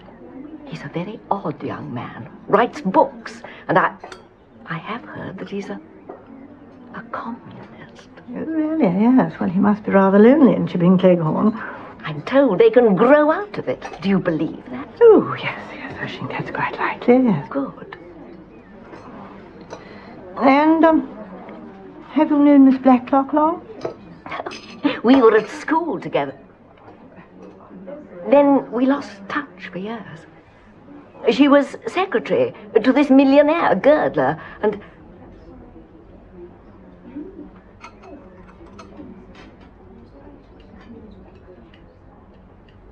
Tell me, I didn't do wrong, Miss Marple. I'm afraid I don't know what you're talking about, Miss Barlow. I was living on my own, just with my pension, well, in a bed sitter, and I saw Letty's name in the local newspaper. She was at a charity luncheon in aid of the Milchester Hospital. And I wrote to her. Not a begging letter. It wasn't that. Oh, no, of course not. No, you wrote a friendly letter to an old school chum. And you met. She was lonely, and you were lonely. And she asked you to move in with her, that's all. You do understand. I understand everything about lonely old ladies. I can tell. You're very comfortable to talk to, Miss Marple. You see, I get so angry when I see people taking advantage of Letty. And I do hope that I'm not like that. She's left me all the household goods and an annuity. But that's her decision. I haven't taken advantage of her. Truly.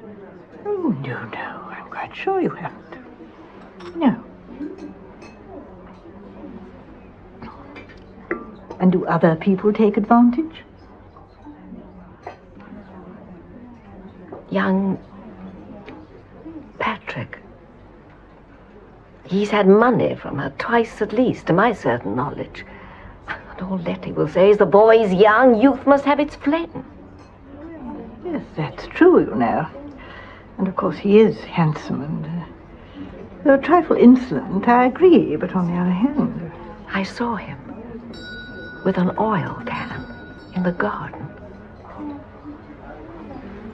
There, dear. And the other door to the drawing room has been oiled.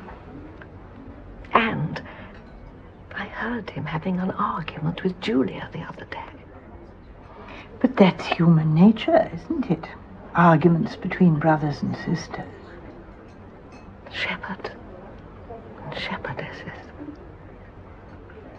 I beg your pardon?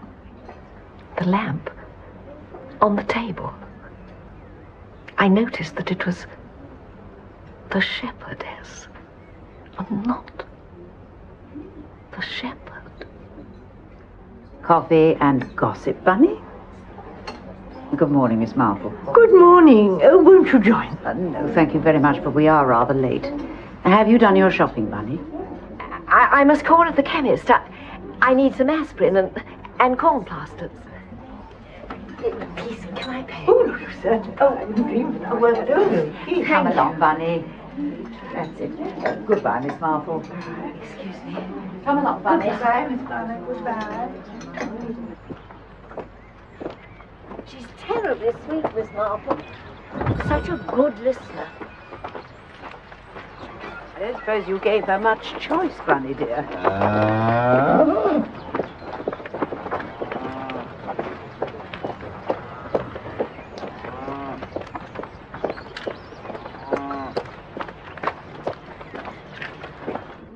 Oh, no, not that one.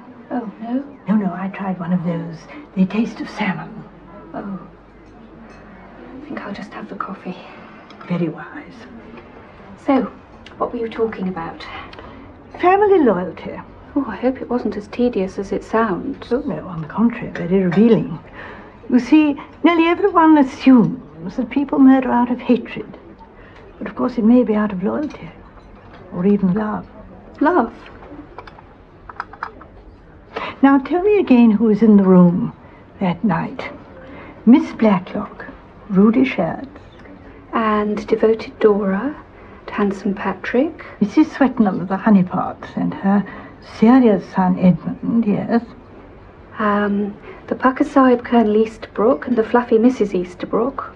Oh, not forgetting the cool and distant Philippa Hapes. And? Oh, am I forgetting somebody? Yes. Julia. That's right, Julia, yes. Julia, pretty Julia is peculiar. 3 and 6, and I'm not a peculiar Mrs. Harmon. I've always been a good C of E. Oh, I'm so sorry. I was just quoting an old song. I didn't know your name was Julia. No offence, I'm sure. Thank you very much. Thank you very much, Mrs. Marple. Well, yes. Now, do we believe in Pip and Emma? Miss Blacklock says they exist, so we have to. Even though she's never seen them and doesn't know what they look like. But they are the only people to benefit from Miss Blacklock's death. Well, not necessarily. Either of them might have married. Their mother and father might be alive. You see, they'd all be interested parties. So, the police should be looking for a murderer who is either male or female, in the middle 20s, or someone nearly as old as I am. You also said somebody who would murder out of love. Ah, yes, but a very special kind of love. A deep and abiding passion for large sums of money. Except... What? That waitress. Thought you were talking about her. Oh, it's just a simple mistake. Yes.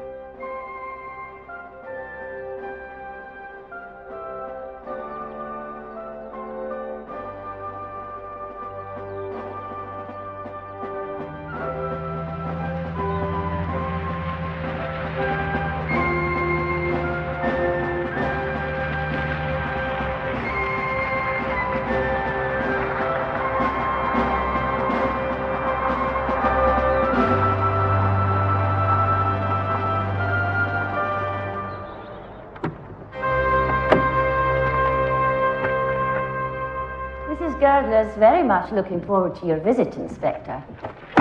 Is she really? That makes a change. Well, she has very few visitors, for obvious reasons. There's one question I have to ask. I can guess what it is. Well? She's a dying woman. She's surviving on drugs and on her willpower, but it can't last for more than a few weeks. And our dear Miss Blacklock was not hurt by the attempt on her life. A grazed ear. Oh, poor Blackie. You know about her family background? No. Is it important to your investigation? I have no idea. Well, let me ramble on and stop me if it becomes boring. Agreed? Agreed. 2 sisters. The father, an old country doctor and a tyrant. Letty rebelled, ran away to London, made herself into a chartered accountant. The other sister, Charlotte, was an invalid. Now, when the old man died, Blackie left the firm to go and look after her sister. Randall was furious with her, shouted at her, but she was determined. And she took her sister to Switzerland. Tell me about your husband's sister. Sonia? She was wild. I was fond of her. But we've lost touch. She married this chap, Stamfordius, a genuine crook, I've no doubt. You'd have enjoyed locking him up. Randall disapproved of the marriage, but Sonia took no notice. We got a letter about 18 months after the wedding to say she'd had twins just after midday, so she intended to call them Pip and Emma. We forgot about them. A terrible thing to say about one's relatives. But Mr. Girdler left his estate to the children, in the event of Miss Blacklock predeceasing you. The lawyers pestered him. He told them that Blackie was strong as a horse and I was delicate, but they insisted. Lawyers do. They're so serious about life and death, things like that. But you have no idea where they may be? Your sister-in-law, her husband, or their children? They may be dead. They may be anywhere. They may be in Chipping Cleghorn. Indeed they may. Don't let them hurt Blackie. She's too good to lose. Sardine sandwiches and tomato. And some of those little scones you do so nicely. And I want you to make your special cake. My cake? Is it a party you run such things? It's Miss Bunner's birthday and some people are coming to tea. Birthdays, parties. At her age, it's better to forget. She doesn't want to forget. She wants a cake. I want her to have a cake. I have nothing to make such a cake. I need butter, sugar, chocolate, raisins. Butter, sugar, chocolate, raisins. Oh. Where do you get such things? None of your business, Hannah. Very well. I shall make such a cake with icing. And on the top I will write good wishes. Thank you, Hannah. I will show your English friends what such a cake should taste like. English cakes taste like sand. My cake will taste like heaven. I'm sure it will. And you must tell Mr. Patrick not to call it names. Well, I'm sure he wouldn't dream of calling it names. My last cake, he calls it delicious death. Oh, but that's a compliment. Death is a compliment.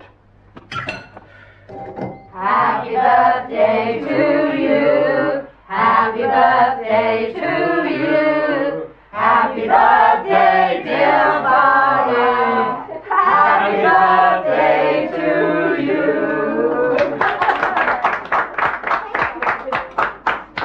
Delicious death. Hannah doesn't like you talking about her cake like that. She disapproves of everything I do. It looks a lovely cake. Yes, doesn't it? Foreigners. They make damn good cakes. Mind you, it's plain boiled pudding that stumps.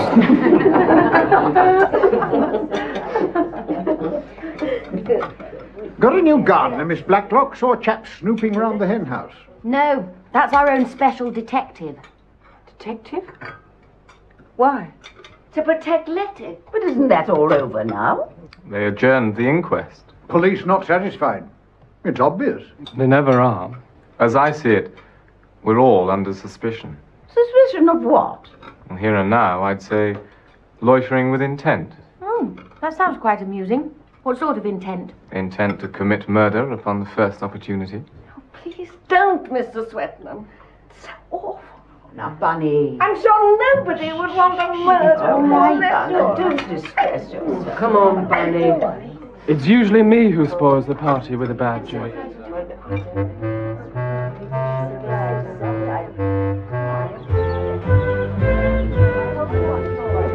Mrs. Swetnam? Mrs. Swetnam? Mrs. Easterbrook? Colonel? Afternoon. Sergeant Fletcher. We thought you might like a piece of Hannah's cake. Oh, thank you, that's very kind. All the suspects have gone home now. Are you under orders to stay? Another 10 minutes, then I hand over to the local bobby. We do sleep sounder for the police presence. Good.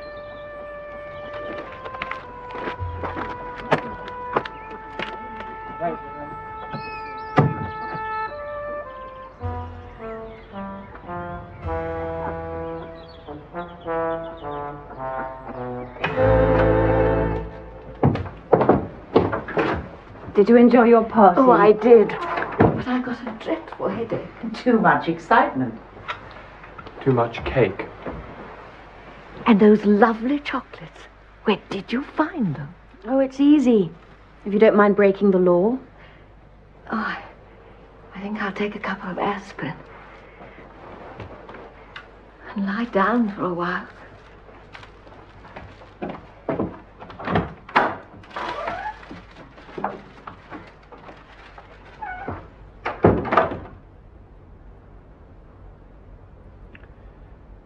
Shall I shut up the ducks, Aunt Letty? Well, if you can do it properly. There's absolutely no guarantee, but I promise to try my hardest. All you have to do is make sure that the latch is down firmly. I knew there was a secret. Oh, don't worry, Aunt Letty. I'll make sure it's all right. I seem to have mislaid the aspirin I bought in the village. This house is chock full of aspirin. They fall out of every cupboard. There's a bottle on my dressing table. Take mine, Bunny dear. They're by my bed. Thank you, Letty. Ducks.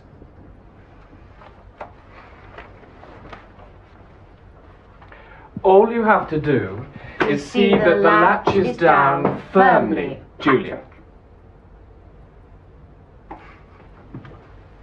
Imagine you were Pippinhammer. What would you do? I come to England penniless. Yeah? Then, assuming I'm of criminal mentality, I seek out any rich relations I might have. I know my uncle Randall Girdler left a vast fortune, so I inquire about his widow, discover she's still alive, and that the only obstacle between me and the money is Miss Letitia Blacklock of Chipping Cleghorn. Therefore... Murder Miss Blacklock. Have we checked about Patrick and Julia? Yes, they are precisely what they claim to be.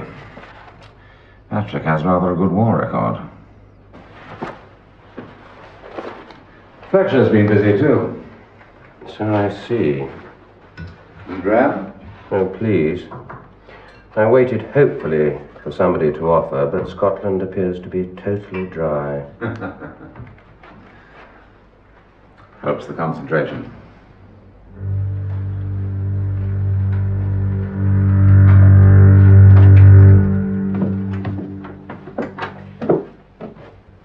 Bunny.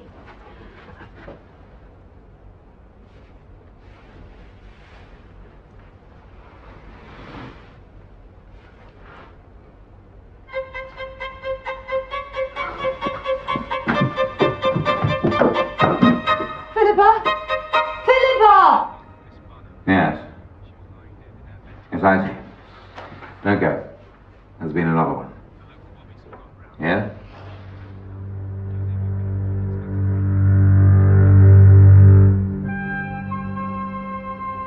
Dora Banner.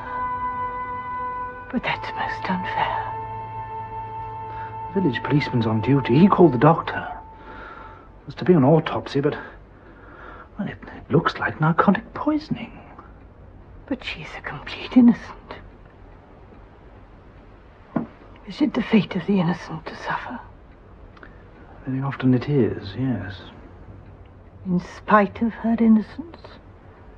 Or because of her innocence?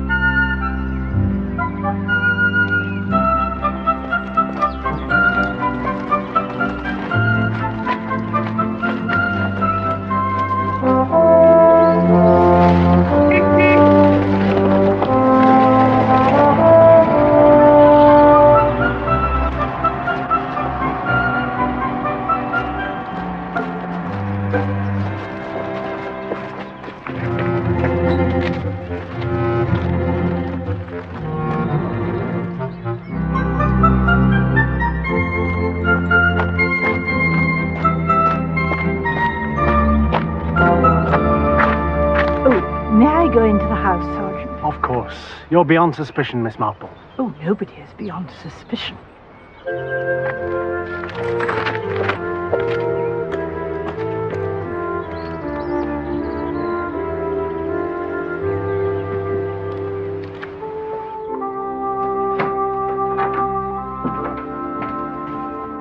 Morning.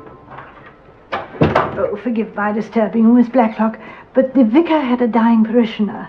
Mrs. Harmon has had to rush a child to hospital, so they asked me to deliver that to you. Thank you, Miss Marple. Do sit down. Oh, thank you. It contains the funeral arrangements, I believe. Yes, of course. And if there are any messages? The vicar is a very understanding man. No fatuous consolation. Please tell him the arrangements will do very well. Bunny's favourite hymn was Lead, Kindly Light.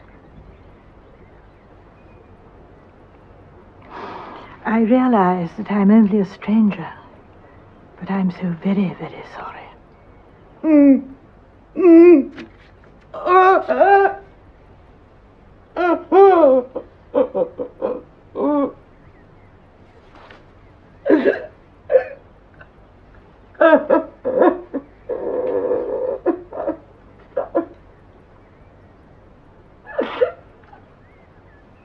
I've just realized what I've lost.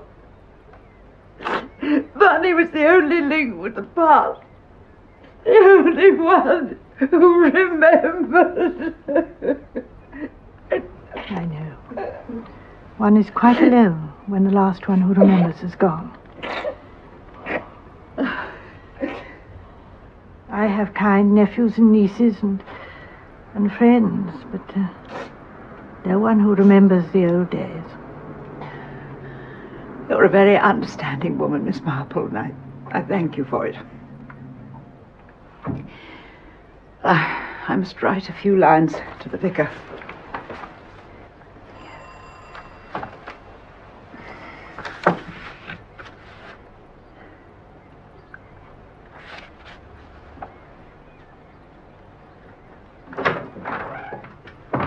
The police. Thank you, Hannah. Good morning, Miss Blacklock. Miss Marple. Miss Marple dropped in with a note from the vicar. But I'm on my way quite quickly now, unless there are any questions you'd like to ask me. Were you at the tea party yesterday afternoon? No, I was not. Then there's nothing you can tell me.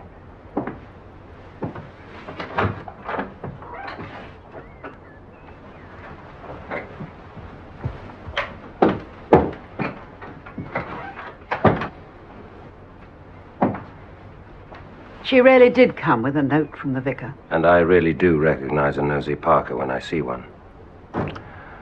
I won't waste time offering sympathy, Miss Blacklock.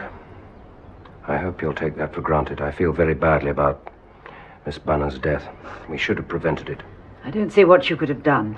There were lethal tablets in a bottle at your bedside, and we've been guarding the house for days. You could hardly have searched everyone who came to the house. I suppose not. At any rate, whoever it is has tried to shoot you and tried to poison you, so who is it? I haven't the faintest idea, Inspector. Let me offer some suggestions. I went to Scotland and talked to Belle Girdler. The only people who can benefit by your death are Pip and Emma. I thought Patrick and Julia were likely contenders, but we've checked their backgrounds. You've what? That's my job, Miss Blacklock. Oh, yes, of course, I'm sorry. And it is clear that Patrick and Julia Simmons are exactly who they claim to be. So I then thought about their mother, Sonia Stamfordis, Girdler's sister. Tell me, would you recognize her if you saw her? Yes, I suppose I would. Although it's 30 years since I saw her. She must be an elderly woman by now. How do you remember her? Oh, she was small, dark, a very lively young woman. She'd be grey and weary by now, like the rest of us. Well, there's no shortage of elderly ladies in Chipping Cleghorn. You're suggesting that Sonia is living somewhere in this village under an assumed name? I have to examine the possibility. I can think of 3 women who match in terms of age: Mrs. Swettenham, Miss Murgatroyd, and Miss Hinchcliffe.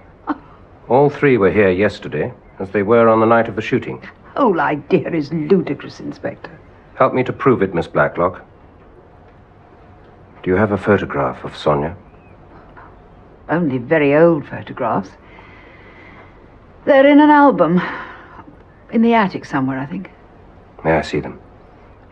Julia's in the house somewhere. Ask her to show you. Thank you. It's terribly dusty, I'm afraid. Full of junk. At the moment, I have a brain like that. We keep meaning to clear it out. So do I, Miss Simmons. So do I. I'm sure the photograph album's in here. Patrick found it when we first arrived. We wallowed in nostalgia and laughed at the silly house. God. Look at all this. Aunt Letty just won't throw anything away. Are you familiar with your family history? I suppose so. Most of it's pretty boring, but if I can be of any assistance.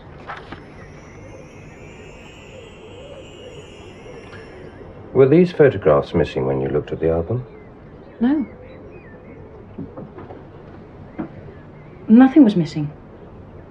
Sonia, Self, and R.G. R.G. Randall Girdler. Sonia and Belle on beach. Picnic at Skene. Charlotte, Self. Sonia, R.G.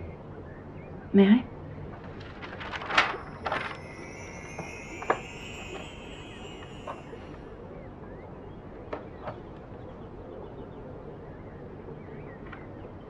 All the pictures of Sonia have gone. I suppose it's a sort of a clue, isn't it? Definitely a sort of clue.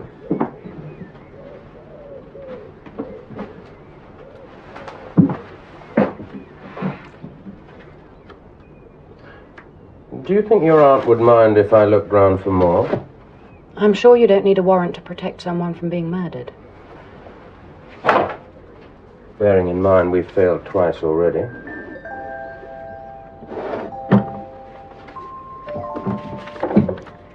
Shall I leave you? In case you wish to be indiscreet. Thank you.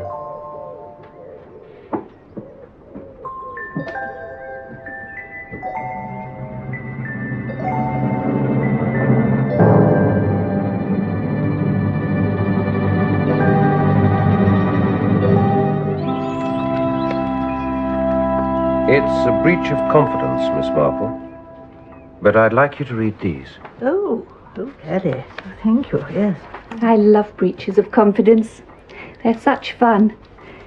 Sometimes wish I'd married a priest. Oh, my dear. Except it's impossible, of course. And have you read these? Yes. And what conclusions did you come to? Miss Blacklock was devoted to her sister. Wrote to her 2 or 3 times a week. And their father was a tyrant.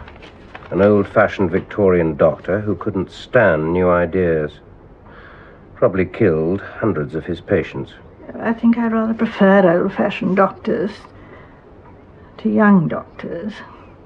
They remove our teeth, administer very peculiar glands, take bits of our inside out, and then say they can do nothing for us.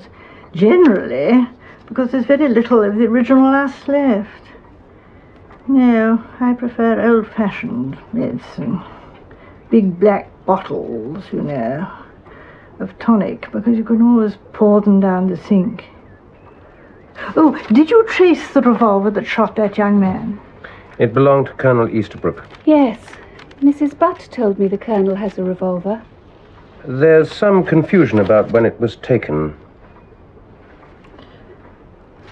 Did Miss Blacklock's sister die of consumption? I believe so. We know she was in a Swiss sanatorium.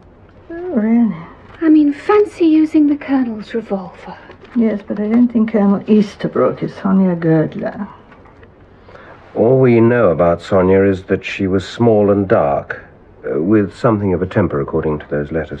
Oh, yes, sir, these are fascinating, even if they are a breach of confidence. I'll leave those with you till tomorrow, if that's all right. Oh, thank you, if you would, yes. I think we're destined for several hours of fascinated silence. No, my dear, I shall prattle on non-stop.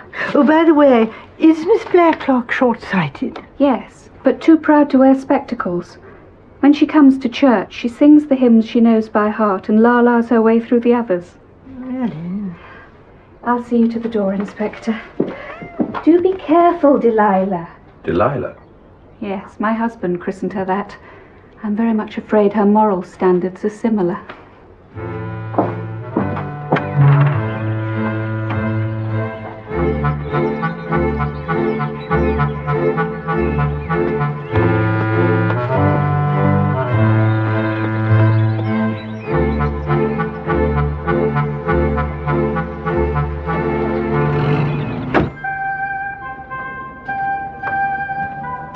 Oh, Aunt Jane, I'm sure you can't see properly. Well, I do seem a little cluttered, don't I? Let's get you properly organised. Well, shouldn't there be a switch up here? It's on the flex. Oh, Delilah!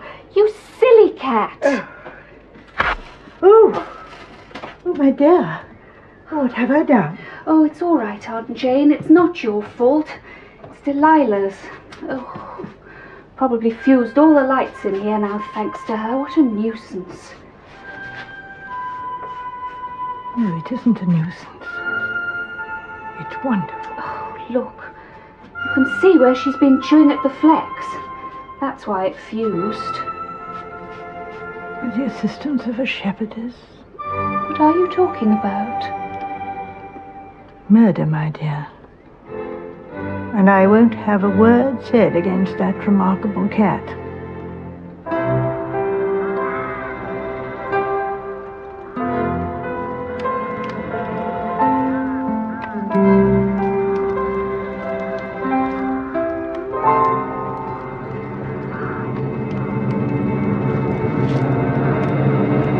I think you told me, Mrs. Hames, your husband was killed fighting in Italy.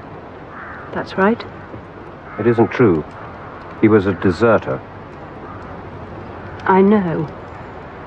You should have told me. Do you have to rake up the dirt about everybody? Yes, I do. And it's amazing how many people are able to provide it, too. I don't want my son to know. I don't tell him lies about his father.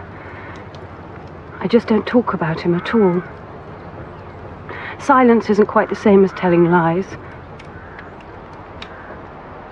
He was seen speaking to a man in the summer house the week of the shooting. Was it your husband? I didn't talk to anybody. Did he come to you for money? I haven't seen my husband for years. You're sure about that?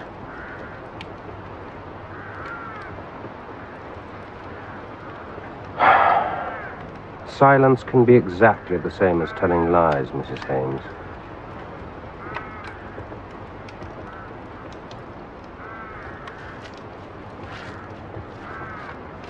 Yes.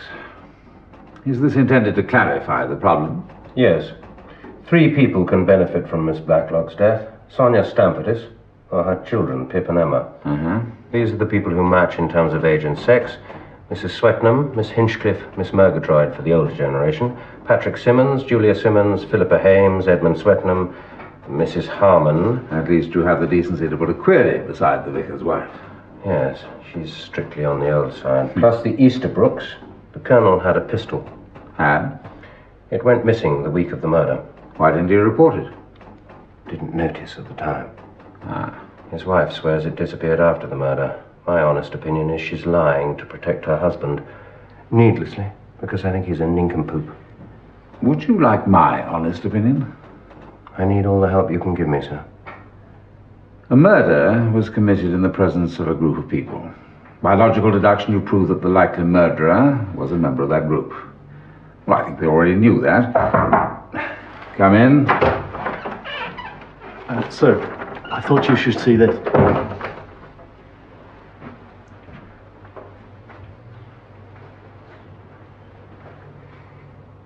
I knew she was lying. Who? 10 days ago, a chap got knocked down and killed by a lorry in Milchester. No papers on him. Nobody reported him missing. He's just been identified as Ronald Hames, ex-captain in the South Loamshire. Philippa Hames' husband? Seems like it. He had some money on him and a Chipping Cleghorn bus ticket. What date was the accident? It was the day before the murder, sir. I took note of that. And with respect, sir, I think we should take note of how he died. What do you mean by that? He ran into the road to push a little kiddie out of the way of the lorry, sir. I see. I mean, a good death. As death goes, sir. Yes, we've taken note, Sergeant.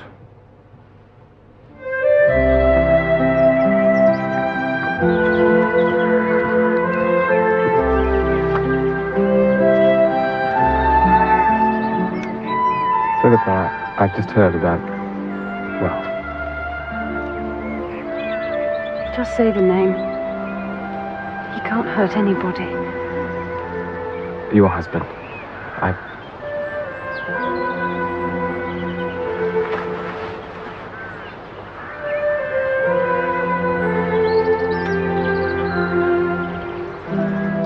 Do we have to go through it again? Yes. Because whoever bumped off Rudy's shirts did the same to poor old Dora Bunner, and I take exception to that. Well, of course. It could be any one of us next, and I'd take exception to that as well. Now then. Everybody who was at the shooting party was also at the birthday tea, except for Mrs. Harmon, so that lets her out. Well, I should think so too. And I think it's a man doing this. Because we all know what dirty dogs men are. Well, anybody could have put the tablets in the aspirin bottle the day of Dora's party. Anybody? How? We all went to the loo, didn't we? All that tea and sherry they poured down us, you'd have had to be superhuman not to go. So, back to the first murder. Now, that little Swiss idiot comes in here, stands here, waves his torch around. And the revolver? No, not the revolver. Somebody else had the revolver. Now, I'm the Swiss idiot.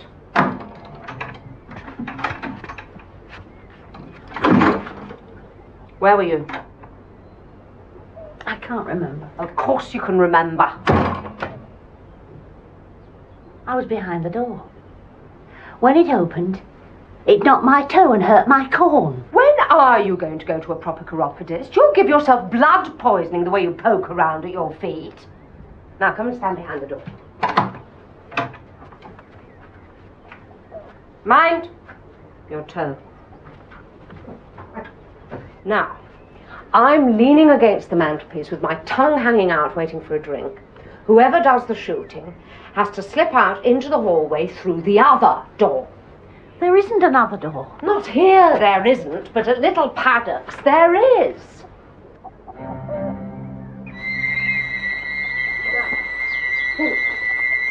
Who could you think? Or more importantly, who wasn't there? You're standing behind the torch. You see a series of faces. I remember Mrs. Harmon sitting on the arm of the chair. And Dora Bunner with her mouth open.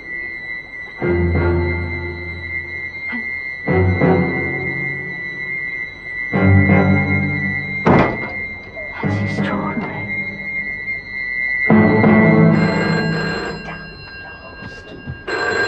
Hello, Hinchcliffe? Make sure you don't forget. Hello. Speaking. What? Do you realise what time it is now? Oh, never mind. I might have guessed it'd be somebody else's fault. Dogs arrived. Came on the milk train. Damn fools didn't think we'd be up yet. Can't stand people doing my thinking for me. Damn fools.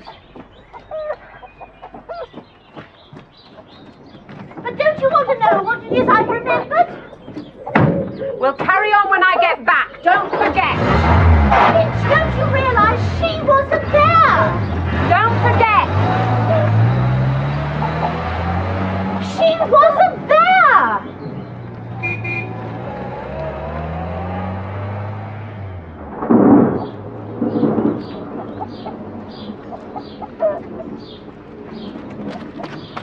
Got no diamonds, got no pearls, still I think I'm a lucky girl.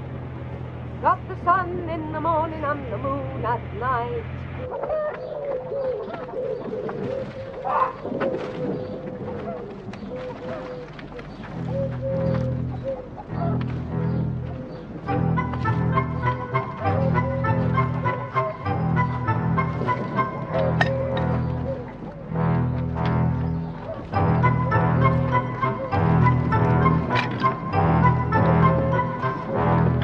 Oh, do go in. You'll get wet. I'll only be 2 minutes. Sunshine gives me a sunny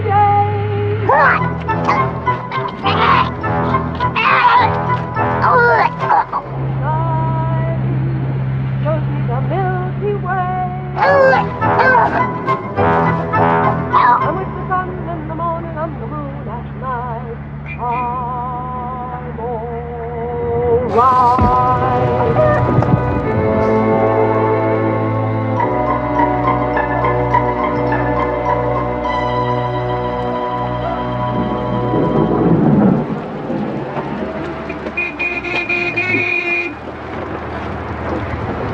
Miss Marple! Hop in, Miss Marple, you'll get wet.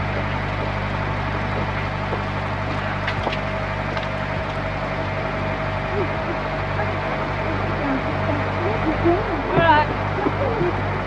Millie? Yeah. I'll do that. Come and have a cup of coffee. We'll ring the vicarage, tell them you're on the town. Don't mind the dog, will you? Setters, mad as hatters. 100% heart, 1% brain.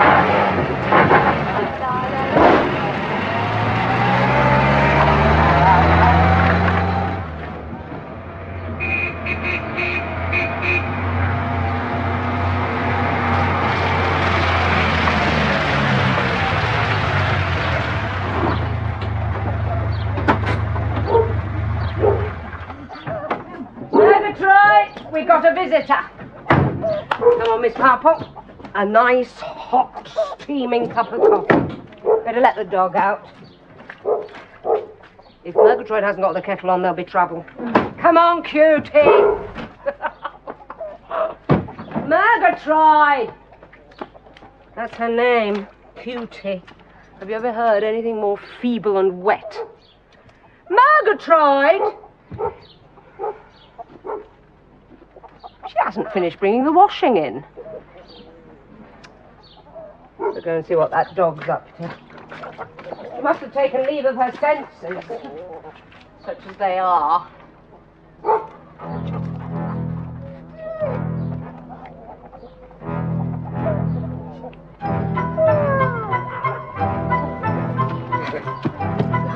right, come on, come on.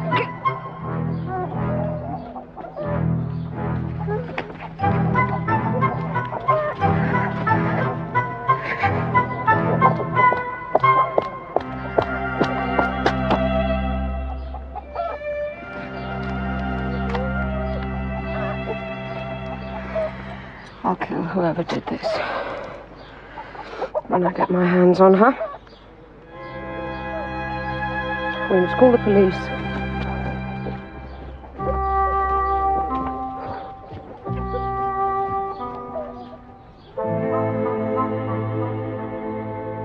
Why did you say her?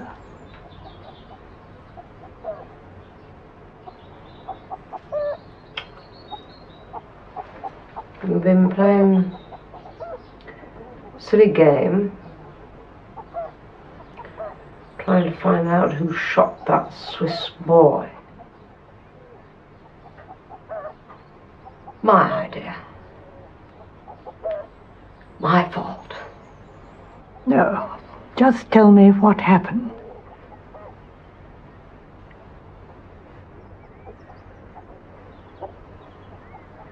I was trying to work out by a process of elimination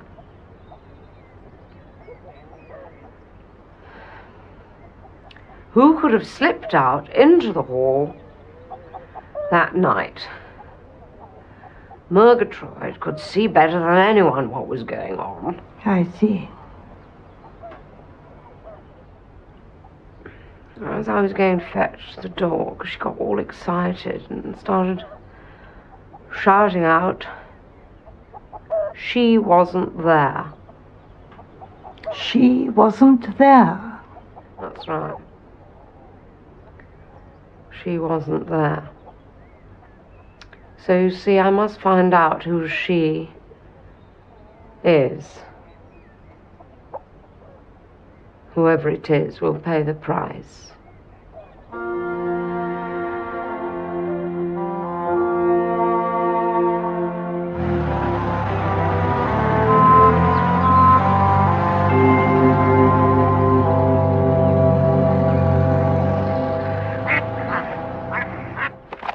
Hope Hannah's prepared an epic feast. I've worked quite hard today. You surprised me. Skipped 3 lectures. Most days I only skip 2.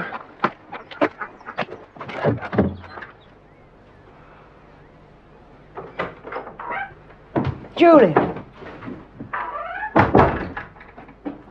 Is something wrong? This letter. It's from Julia Simmons. I thought you were Julia Simmons. Oh, God. Caught in the act. Well, not quite in the act. What are you talking about? Well, the fact of the matter is, Aunt Letty, it seemed like a bit of a lark.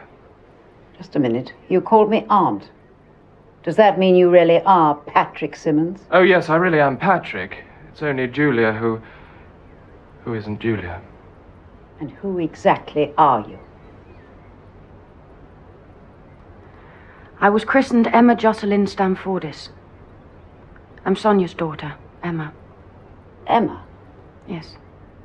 But how did you two come together? At a big party in London, soon after I was demobbed. And what is the real Julia doing in Perth? She wants to be an actress. She's been working with a rep company. We knew Mother would have 7 fits, so we planned this lark. She'd go up to Scotland and get on with her acting. And I'd come here, pretend to be Julia, and keep peace in the camp. Also, we wanted to be together. Oh, I see. You two are... Madly in love. I think that's the phrase. Yes, I'm told that can happen.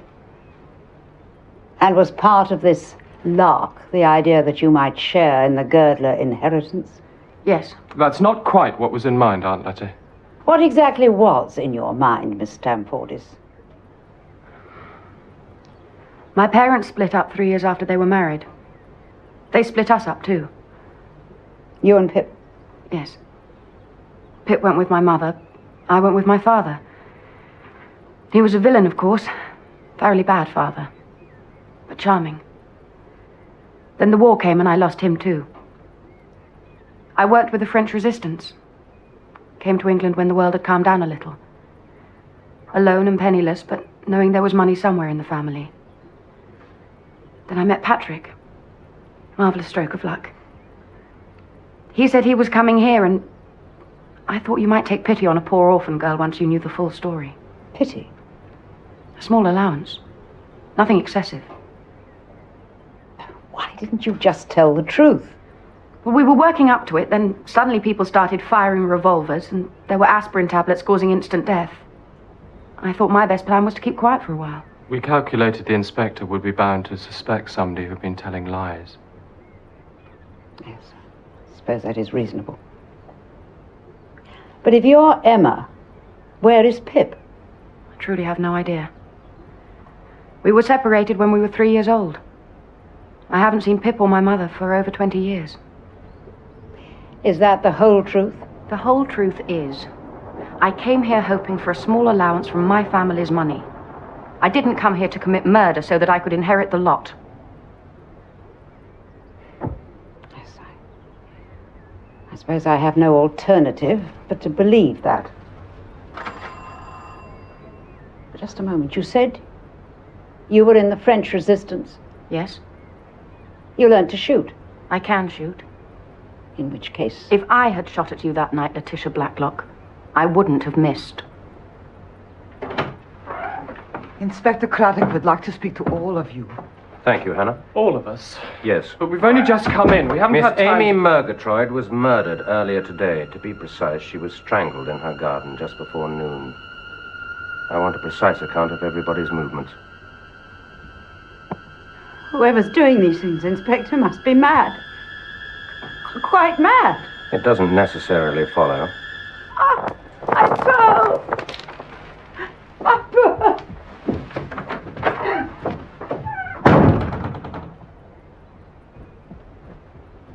I've never seen her so upset.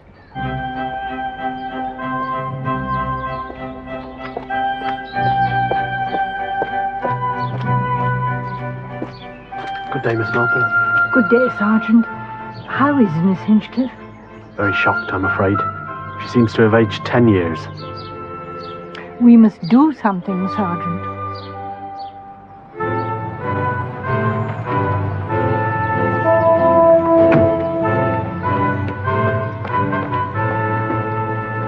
Missing? Yes. How long's she been missing? Oh, about 2 hours. She went along the road to speak to Sergeant Fletcher. That's what, about 5 minutes away? 10 at the most.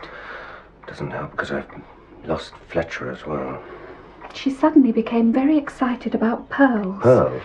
Yes. Well, she'd been making this list in her notebook. Lamp, violets, aspirins, bairn, Letty, old age pension, pearls. Does Miss Blacklock always wear those pearls? Yes. We laugh about it sometimes. I'm very concerned about Miss Marple. The minute you hear anything, you must telephone the station. Yes, of course.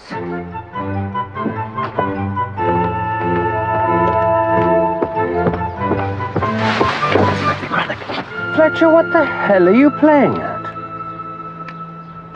So you see, it's been quite a day. So I see. But only the one murder. Oh, Julia. I understood she wasn't Julia. Well, I still think of her as Julia. Well. And then on top of everything else, that nice Miss Marple has disappeared. Perhaps she's on the run. On the run? If she murdered Miss Murgatroyd. Philippa! Can't you stop talking about murder? Don't you understand? I'm frightened. God. Don't worry, Aunt Letty. I'll look after you.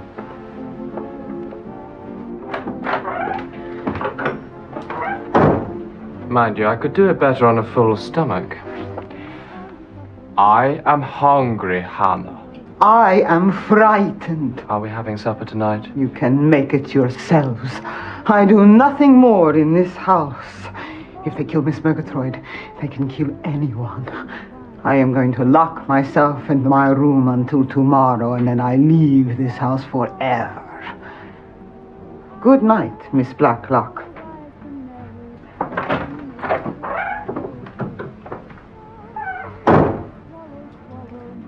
I'll see to dinner. Might be less embarrassing all round. Don't be silly, darling. Nobody wants to sit at table with an imposter. Oh, Patrick, if you're acting as protector, you better taste the food. I don't want to be accused of poisoning the omelettes. Omelettes all right for everybody? Fine by me. It's all I can cook anyway. But I'm outstandingly good.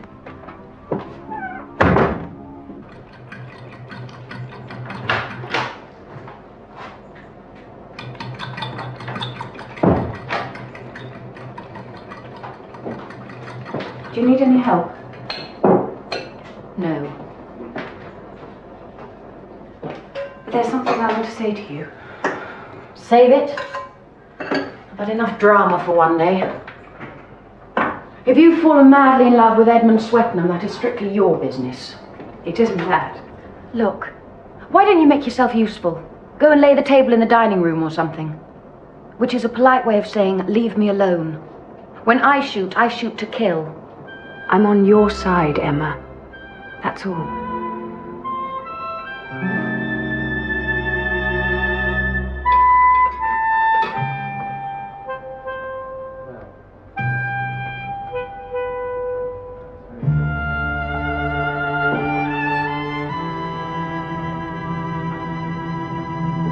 That was excellent. Thank you. Have you eaten anything? anything. I had mine below stairs, thank you kindly, Mrs. Hames. I'll answer it.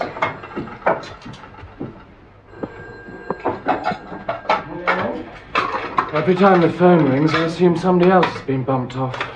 Let's count our blessings. At least it was none of us three. You're being amazingly cheerful all of a sudden, Philippa. Considering we're surrounded by death and deceit. Thank you, Inspector. Oh, do you think we might have coffee in the drawing room? We're expecting company. Not another announcement in the newspaper. Inspector Craddock has invited himself over. Well, he hasn't been to see us for at least 20 minutes. And he's bringing the Easterbrooks and the Swettons. How terribly thrilling. Coffee in the drawing room. Very well, Marm.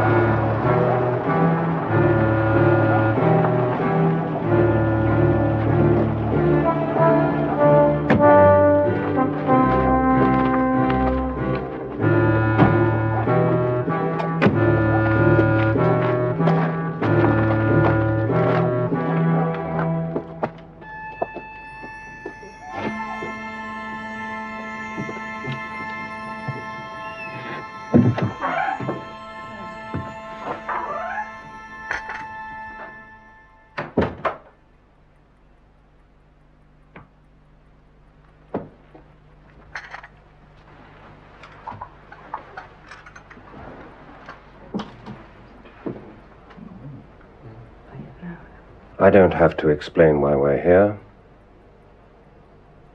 Today, Miss Amy Murgatroyd was murdered, very brutally. And there's every reason to believe she was murdered by somebody in this room. More than that, we believe the murderer was a woman. Good God. I'm going to ask the ladies present to tell me what they were doing today between the hours of 11 o'clock and noon. Starting with the young lady who has been calling herself Julia Simmons. Calling herself? Hush, Mother. Between 11 and 12, I was in Milchester meeting Patrick for a secret walk along the riverbank. We have no witnesses.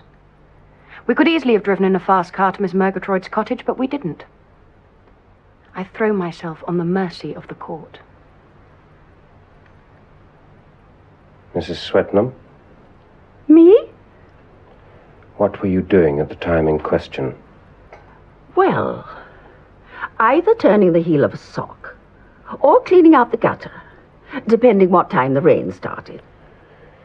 It started to rain at 11:10. Ah.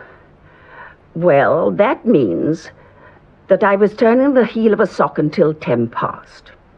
Then the rain started and pours into our passage by the cloakroom where the gutters stopped up. So I put on my coat and gumboots, and I cleaned out the gutter with a broom handle. Do you have any witnesses to the sock turning or gutter cleaning? No. I called to Edmund, but he didn't answer. So I assumed he was at an important place in his novel. And were you? No, I was asleep. Do you need a witness to that? I don't think so. Mrs. Easterbrook? I was in the study with Archie. We were listening to the wireless. Can you confirm that, Colonel? No. No? We were listening to the wireless at 11 o'clock. Are we not talking about 11 o'clock? We're talking about between 11 o'clock and 12. Precisely. And bear in mind that you withheld vital information about a revolver, so may I have some accuracy on this occasion? I was in the study with Archie, listening to the wireless. And then I toasted some scones. And in between I went for a little walk. Alone? I was talking to Lampson, a farmer from Croft End, about some chicken netting. While your wife took a little walk. Why didn't you ask the others what they were doing? That Hames woman. And Edmund Swetnam. He writes books about murder, and he's a communist. He's always saying... I've made it quite clear that we're looking for a woman, Mrs. Easterbrook.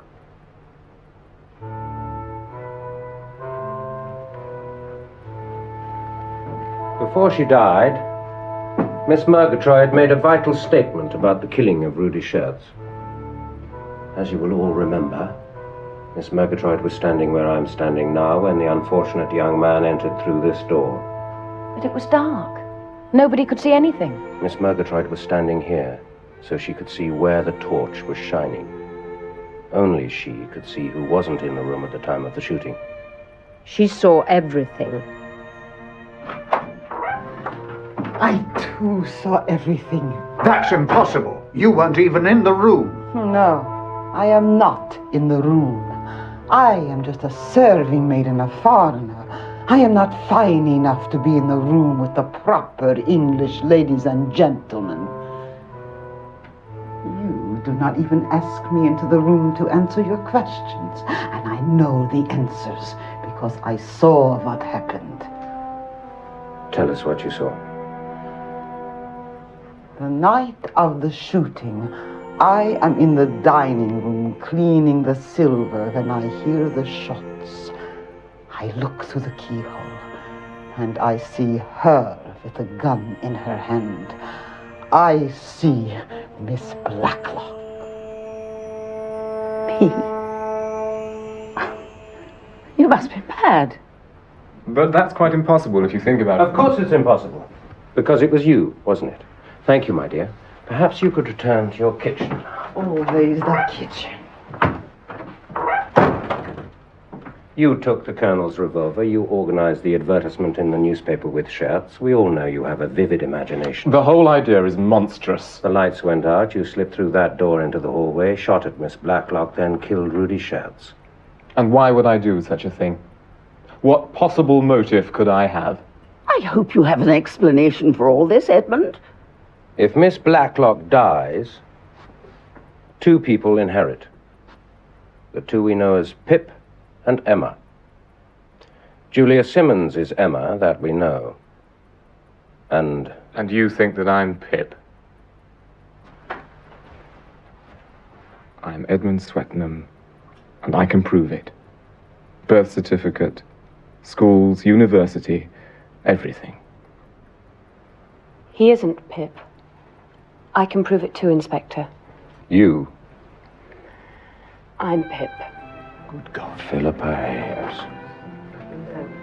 Everybody assumed that Pip was a boy, but we were both girls. We hadn't seen each other since our parents separated. I had the same idea as Julia. I knew there was money in the family. I found out where Miss Blacklock lived, took a job in the area. I just wanted a little money to help with my son's education. Murdering people wasn't part of the plan, and when the killing started... Well, then the letter arrived today, and truly that was the first moment we both realized who we were. We're getting along famously. Inspector, will you excuse me, please? Just 2 minutes.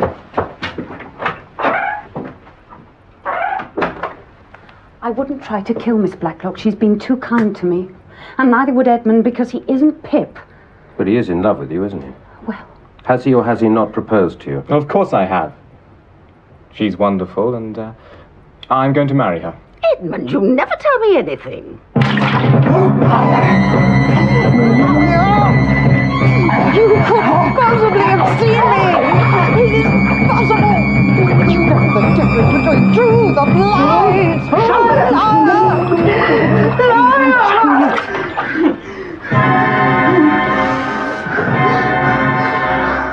What are you doing in my kitchen? Watching you, Miss Blacklock. Are you all right, my dear? Did I do it properly? You were splendid. I must ask you to come along with me to answer questions about this incident. And there will be other charges. I have to warn you, Letitia Blacklock. Charlotte Blacklock, Sergeant. I'm sorry. Charlotte Blacklock.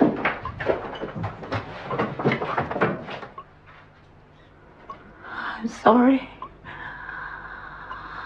I'm sorry. I want to kill you. I want to kill you!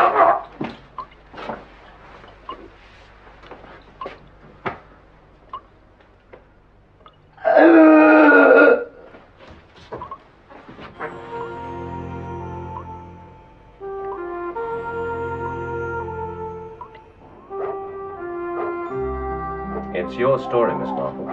Oh, I only just helped a little here and there. Like stage managing Hannah's performance tonight? She couldn't have seen Miss Blacklock through the keyhole because the key was in the lock. Yes, you did your best to ruin the whole thing. I was accused of murder too. Really? I'm almost sorry I missed it. Edmund was part of our stage management. He performed magnificently. But what gave you the idea in the first place that Miss Blacklock was the murderer? Oh, the way the shooting was planned. It had to take place in total darkness. Therefore, there could be no fire. Therefore, the central heating was on. Everyone commented on it. And no one could arrange that, except the mistress of the house. The lights went out.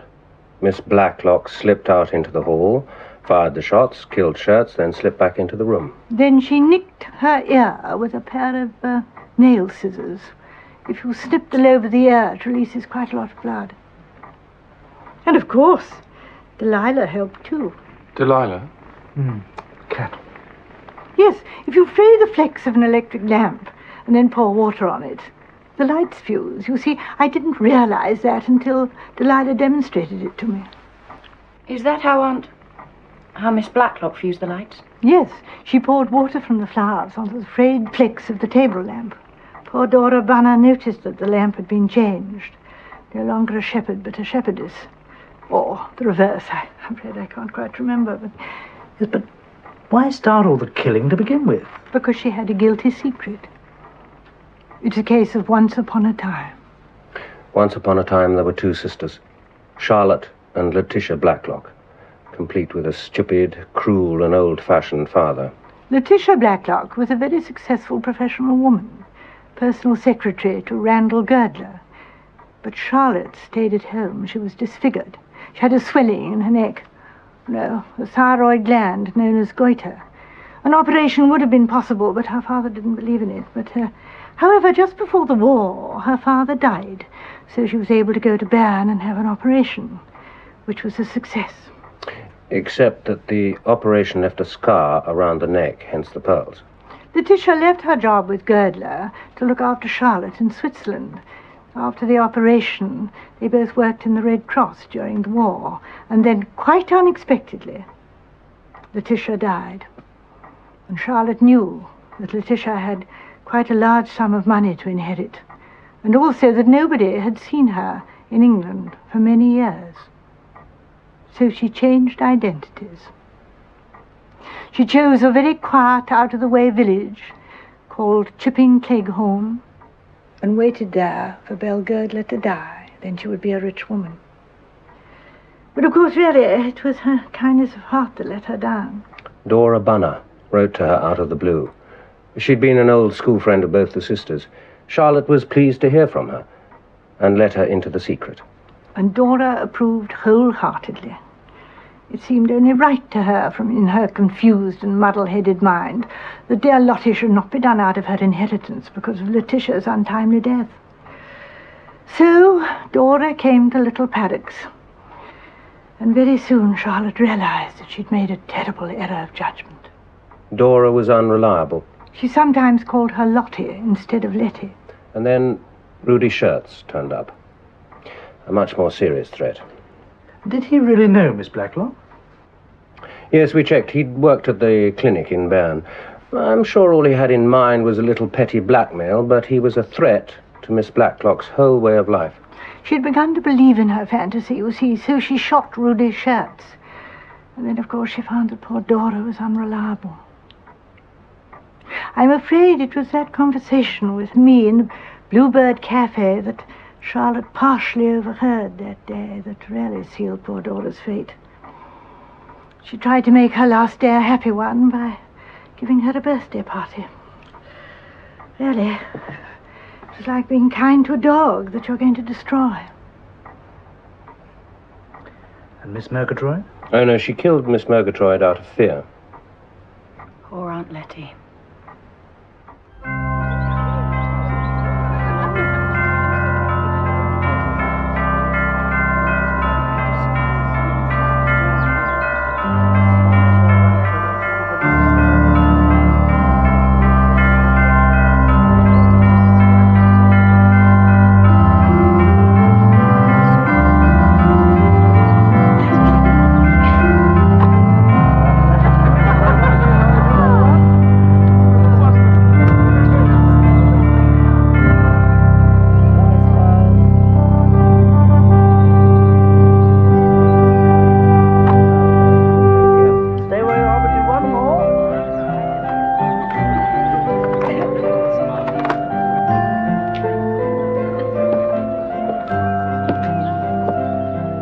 Miss Marple.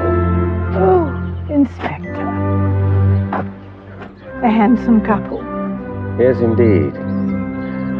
You're an honored guest, I assume. Oh, well, they were quite insistent. And you?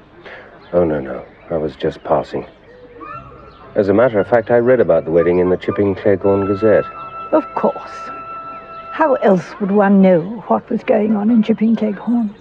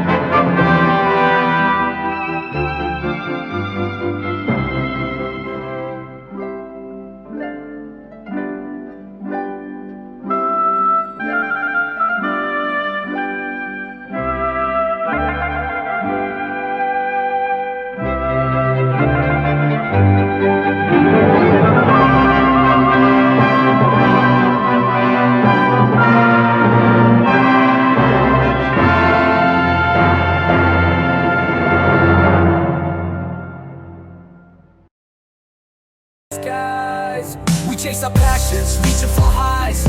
Born in the city where the lights shine bright. Every day's a battle, but we fight the good fight. We grind and hustle, no time for rest.